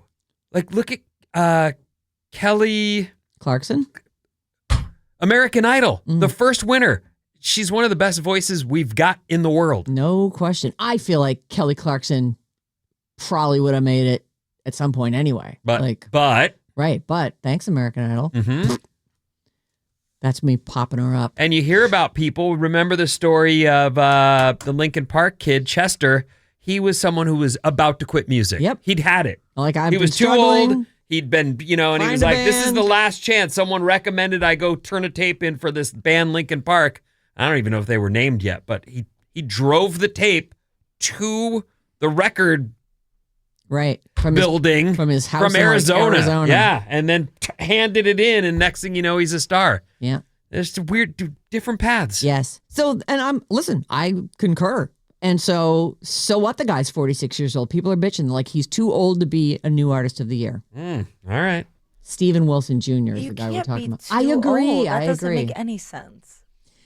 People are saying Post Malone was snubbed because he wasn't nominated for Male Vocalist of the Year. These are CMA. Well, Posty's a rapper. You know that. And the CMAs are not for the pop country. Oh, they're more like old-time country? Yes. Jelly Roll was shut out of the major categories. Sorry, Jelly. You gotta be kidding me. Where's Jelly Roll? The 59th annual CMA Awards take place November 19th on ABC. So plenty more bitching between now and then. Okay, Vinny, what do you got coming up? Life on Mars. All right. Get up! What? You're waking up with Sarah and Vinnie. Oh my God, what could be better than that? Alice at 97.3. Alice 97.3, Sarah and Vinnie, Alice's morning show. Check out the Alice 973 Instagram for video reels and pics from the Sarah and Vinnie morning show daily and links to all our personal profiles. What's up, everyone? This Alice Report is brought to you by the Saturday Morning Special. Oh.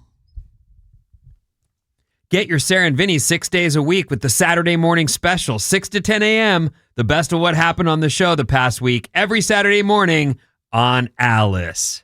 Nice. Oh, nice wink. Look at you. What are you talking about? Playing to the camera. That never happened. She's making stuff up. I mean, it's everyone. on the camera. No, you didn't see anything. Stop I didn't see anything. Right. You don't see anything. I have winked at you like 1,000 times into this camera, and you're not watching it, are you? No, I'm watching you in real life. Okay.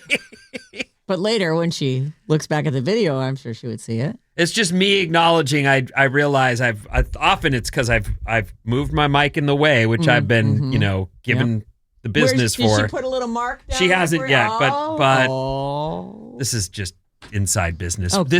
Let's get to the real story, which is Cloudy today. Mm. Continued chance for a little drizzle. Oh, boy. Some clearing later.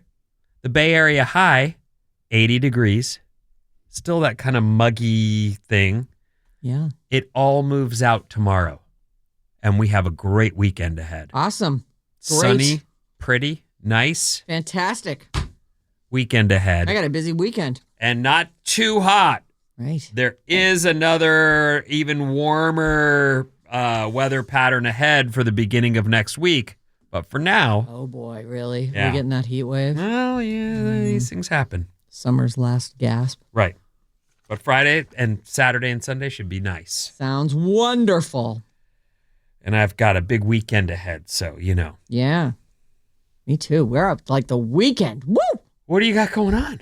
Well, I got Bob's Movie Club on Oh, Friday. right. Oh, that is Got a big friend's deal. 60th birthday party. Oh! Saturday. Yeah. Where's that at? One of John's friends. It's in like Berkeley, maybe? Oh, you have to go to Berkeley? Yeah. Mm. It's fine. I know how to get there. But you're going to rage. Maybe. All right. I won't know a lot of people there. It's John's like golfing / softball buddies. Oh, Yeah. all right. Well, we have a family wedding happening this A weekend. family wedding. Whose family? Well, it's our family. I mean, Is Keith finally time to not? No. This is, I guess, what do you call that? In-laws, or I think we're cousins-in-law. I don't know what it is, Okay. but Rachel's getting married. I'm very happy. Oh. I've known them 15 plus years now. It's like Time just there's time flies where by. I have to sit back and go, yeah. We've been, celebrating Christmases and doing all these things together for a long time now. It's pretty neat. So she's going to get married. She's marrying her partner of many years. So it's neat. Well, congrats to them. Yeah. Have fun. I know how much you love weddings. I do. Well, it's a whole, like, my wife is leaving Friday and coming home Sunday night. Oh. I'll be joining them for the day, for the Are afternoon. the girls going to go too for the wedding? Yes, absolutely. And they've all got their dresses. Oh, you got a big I'll daddy be weekend. joining them for the moment and then going. So is she a bridesmaid then? She is like. I don't know if she is or do. not, but Oh. I just know that, Christina likes the party. She's not in a rush. She wants to dance with her friends. And she knows me. I'm going to be like tick, tick. And so she's like, just whatever, do whatever. I'm going Friday and we'll be leaving late Sunday. See you next week and briefly at the wedding. Uh-huh. Anyway, let's get to your big story. NASA's latest update is not a small one. No, it's not. Have you heard about this? I did read this morning, Vin. There's been a major discovery on Mars. Sean Duffy, the United States Secretary of Transportation and administrator for NASA, held a press conference yesterday where he announced that the rover uncovered clearest sign of life ever found on Mars. Wow. Should be a big announcement, and it doesn't seem to have penetrated. I agree. And I was just trolling through the usual sites this morning, and I found that on TMZ. And I went, really? Is TMZ breaking this news to me? This wasn't like a CNN headline that I got this morning, or it felt really like anticlimactic. Well, it falls behind some of the bigger announcements. Someone was assassinated at a public speaking event. It is the 24th anniversary of 9/11. Yeah, so there's a lot going on. Yes. I understand, but yeah, this news was kind of on the back burner, if at all. You're right. I am looking at TMZ. Oh my God, you're seeing it on TMZ as well? I am seeing it. When I clicked on it, TMZ came up. Geez, I wonder. Immediately I did think to myself, I wonder if this is real. Well, it is. It's not the clear sign. It's not a picture of a Martian. No, and it's also not like a fossilized body or anything. It's something like there was a river that what used to be here whenever on Mars, and it's like phosphorus and some other chemical that indicates that there would have been life. NASA researchers have been examining features on some ancient rocks located near the Jezero crater. Did I say that right? Sure. Think so. Okay. Where a river existed on Mars billions of years in the past. Boy, we're in the billions all the time now with the money and with the years and the... Right. How is that possible? I don't know. It feels like not possible. But there you go. They're very excited over at NASA. Yeah. Signs of life on Mars. That is kind of incredible. I hope that gets us there. And by the way, that story's on every news site, and it's all over the place, and it's on the NASA website, so it's legit. Okay. Phew. Because honestly, when you find something on TMZ, I always go, I don't know. Well, the New York Post is one step even below TMZ. I agree with you. I love the Post. I do too. But yeah, it's super fun. Like a tabloid. And I do. Thursday Night Football tonight is Washington at Green Bay. I wanted to mention this one. NFL fan base. By the way, Purdy is hurt. Our quarterback for the 49ers isn't playing this weekend. What happened? Some kind of injury. I think it was a toe and a shoulder. Oh. You know, these guys get knocked around pretty good. They get hit by a truck. Yep. Anyway, so I think Mac Jones, isn't he a former Patriot? He was for a minute. He's playing for our team. The Mac Attack. This weekend. Is that what they call him? I think so. I don't know. All right. I'm sure somebody's saying it. A survey talked to more than 3,000 football fans about their drinking habits, and the Arizona Cardinals drink the most. Really? I didn't see that coming. Me either. Green Bay Packer fans drink the least. No, they don't. That's silly. And that's isn't that the beer capital? Isn't that where Schlemazel? Is that Wisconsin? Incorporated. Yeah. That's where it's set? Well, Milwaukee, Wisconsin. Milwaukee, right. Yeah. Okay. Hey, you're making me question my Me own too. reference. I'm like, wait, no. Is that Lombard Stadium? Lombardi? Oh. Lambeau Field. Lambeau Field. That's like the coldest one. Yeah. Well, maybe that's why. Don't you need drinks to stay warm? They do say it's not a good idea if you're freezing to death to be drinking. It's also not a great idea in the heat. Right. And Arizona is a hot place. Yeah. I think they can air condition that building, though. Oh, is it a dome? The fan base with the heaviest drinkers is Arizona Cardinals. They admit to having 5 or more drinks on game day. Mm. The Buffalo Bill fans are next. Houston Texans, Panthers, Tennessee Titans, Washington Commanders. Yay, Commanders. If there's a turn off to an NFL game, it's the amount of absolutely bleep-faced people that are there. Right. I love football. I've loved it my whole life. You go to a stadium and see the people barfing and fighting, and you're just like, what the? I'll stay home. This is an afternoon out for you? You turn it into I've been tailgating since Thursday. What? Come on, man. Oh, we're having a great time. This is great. I'm down to my last 12 pack. I started tailgating on Thursday once when I was in college. Of course you did. For what? A college game or a pro game? Yeah, for a Saturday Penn State game. We heard a rumor that people who come for the games in their RVs, there's a special lot that they park in, and they start partying on Thursdays. So we just made the hike out there. This was before Uber. It was like a 2-mile walk on Thursday night. We went out there with a roadie and a dream, and we had the best time. We met all these rich adults. Where'd you sleep? I went back home. Oh, you did. Okay. Oh, stumbled on back home. Jeez. Yeah. West Virginia, we just sleep wherever we are. No, we went past the kids who were camping out for tickets. Every week there would be people who camped out outside. So you just came for the party. You didn't have tickets to the game. Oh yeah. I'm just a social fan. No, I went to the game, but it was on Saturday. Well, I probably went to the game. In Oregon, when I lived there, and I lived in Eugene, which is where Oregon College is, Autzen Stadium, there are people, lots of them, that have RVs and use them for those, whatever it is. That is why they have an however RV. many home games there are. They leave on Thursday. I would be driving home from work. I'd pass the stadium. They're already parked and building their little area out. Right. And they're partying from Thursday through to Sunday for the Saturday game that lasts about 4 hours. WVU has a whole lot dedicated to tailgating. Yeah. And it does start on Thursday. And people have some really elaborate rigs. Like they are not just in it for that weekend. Like it's a career. It kind of sounds like Burning Man, honestly. college football burning without man. all the dust. You'd like to think, And the though, hippies. that if there is that pro, that they wouldn't be that person come game day that's just ripped. Just S-faced. You know the person that's just like... Yeah. But those aren't the pros. The pros, they know. You know the one. I do. Oh, no. I'm a lost cause. Just go on with me. Please Keep going. I spent a West Virginia game in a bush at UCLA once because I got so wasted. I got kicked out of the game. It was a basketball game, and I spent the rest of the game in a bush.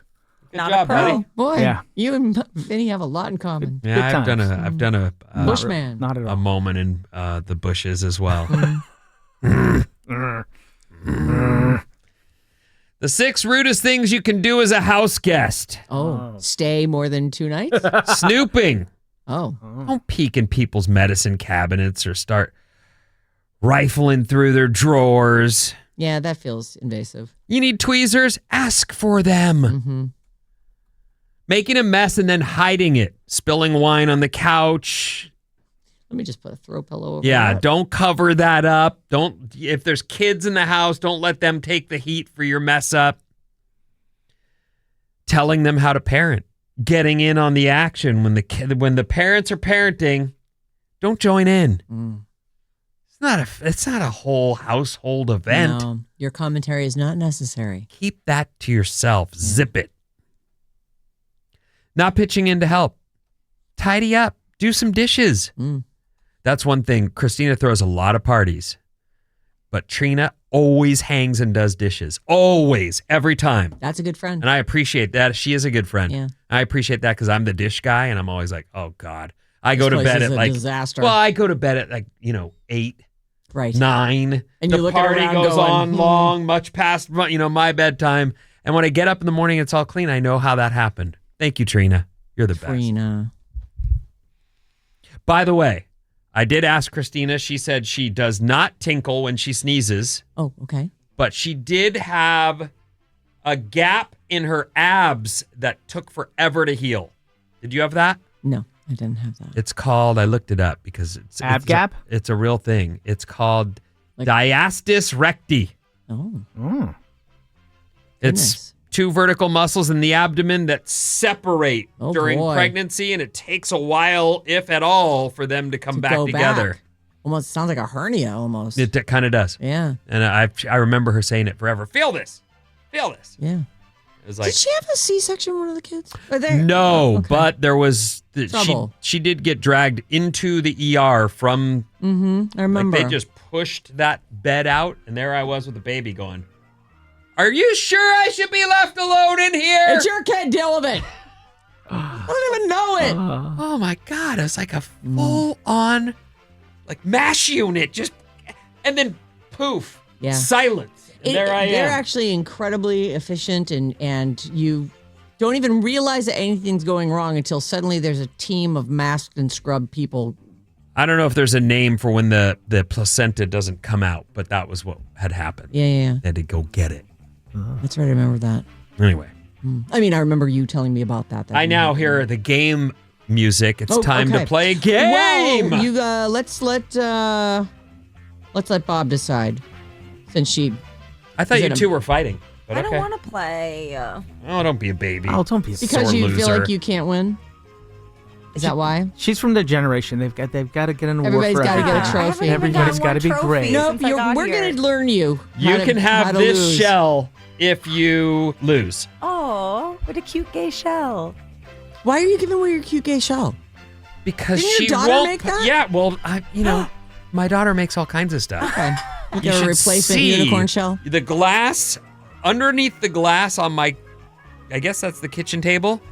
It's like an inch thick with drawings and all the stuff. Just It's keep shoving them under There's there. tons of stuff. You can have that All if right. you lose. How old is that guy, or when did that happen?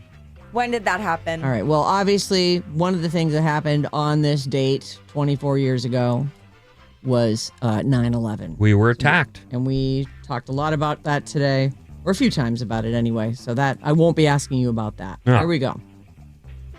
When did that happen? Three's Company superstar John Ritter dies suddenly and unexpectedly of a previously undetected heart ailment called an aortic dissection. He actually collapsed on the set of 8 Simple Rules for Dating My Teenage Daughter. When did that happen? What year was that? Bob, you're first. 06. What do you think, Maddie? Oh, sorry, Vinny. Vinny's next. This is one of the tough ones. I'm going to say 07. 05. The correct answer is 03. Oh! And that is a point for Maddie. By the way, Maddie comes into this game with 6 points, so he's now at 7. Vinny came in with 5 points, and the reason Bob is crying and being a little baby about this is because she's come into this game with 2 points. It is it's a deficit, you know? I feel for you. When was the first Miss America pageant? It made its network TV debut. So maybe it was a pageant before. The first time it appeared on TV, what year was that? 1963. 63, says Vinny. What do you think, Maddie? 1964. 64. You're just going to take everything above that away from me. 65. Oh! It happened in 1954, and that's a point for Vinny. Nice job. Saw that coming. What year did the Carol Burnett Show premiere? I don't know. Doesn't matter if you know or not. She you is just an have to icon. guess. I love her. My mom showed me some of her stuff. Maddie is first. I'm going to say 1976. 1975. What do you think, Bob? 71. 71. What do you 72. think, 1967. That's a point for you, Bob. You got a point. 1967 ran for 11 seasons. Wait a minute. What? The Carol Burnett Show. Mm-hmm. The one with Harvey Korman. That's the one. 11 seasons. So it was over by 1978. And they must have just put it in reruns, Finn. Because we watched that. Like, that was on weekly. Tim Conway, Harvey Korman, Carol Burnett was over by what year? 1978. It says it ran for 11 seasons. Although, is it possible that their seasons were longer or something? Also, wasn't she on another sketch comedy show? Carol Burnett? I don't know. Yeah. No. All I know is the Carol Burnett Show. Okay, well, whatever. I mean, I'm trying to. That was a big part Huge part of of our my growing love up, for right? comedy was Carol Burnett, Harvey Korman, Tim Conway. Those Right. three. Absolute classics. But it doesn't seem like that would have been. I know. You know what, though? Think about the Brady Bunch. That was only however many seasons, and it still seemed to be a fixture that ran at the same time every week. Okay. You know? I don't know. I was surprised about that, too. 1967, Carol Burnett Show premiered. How about Kanye West releases his third album, Graduation?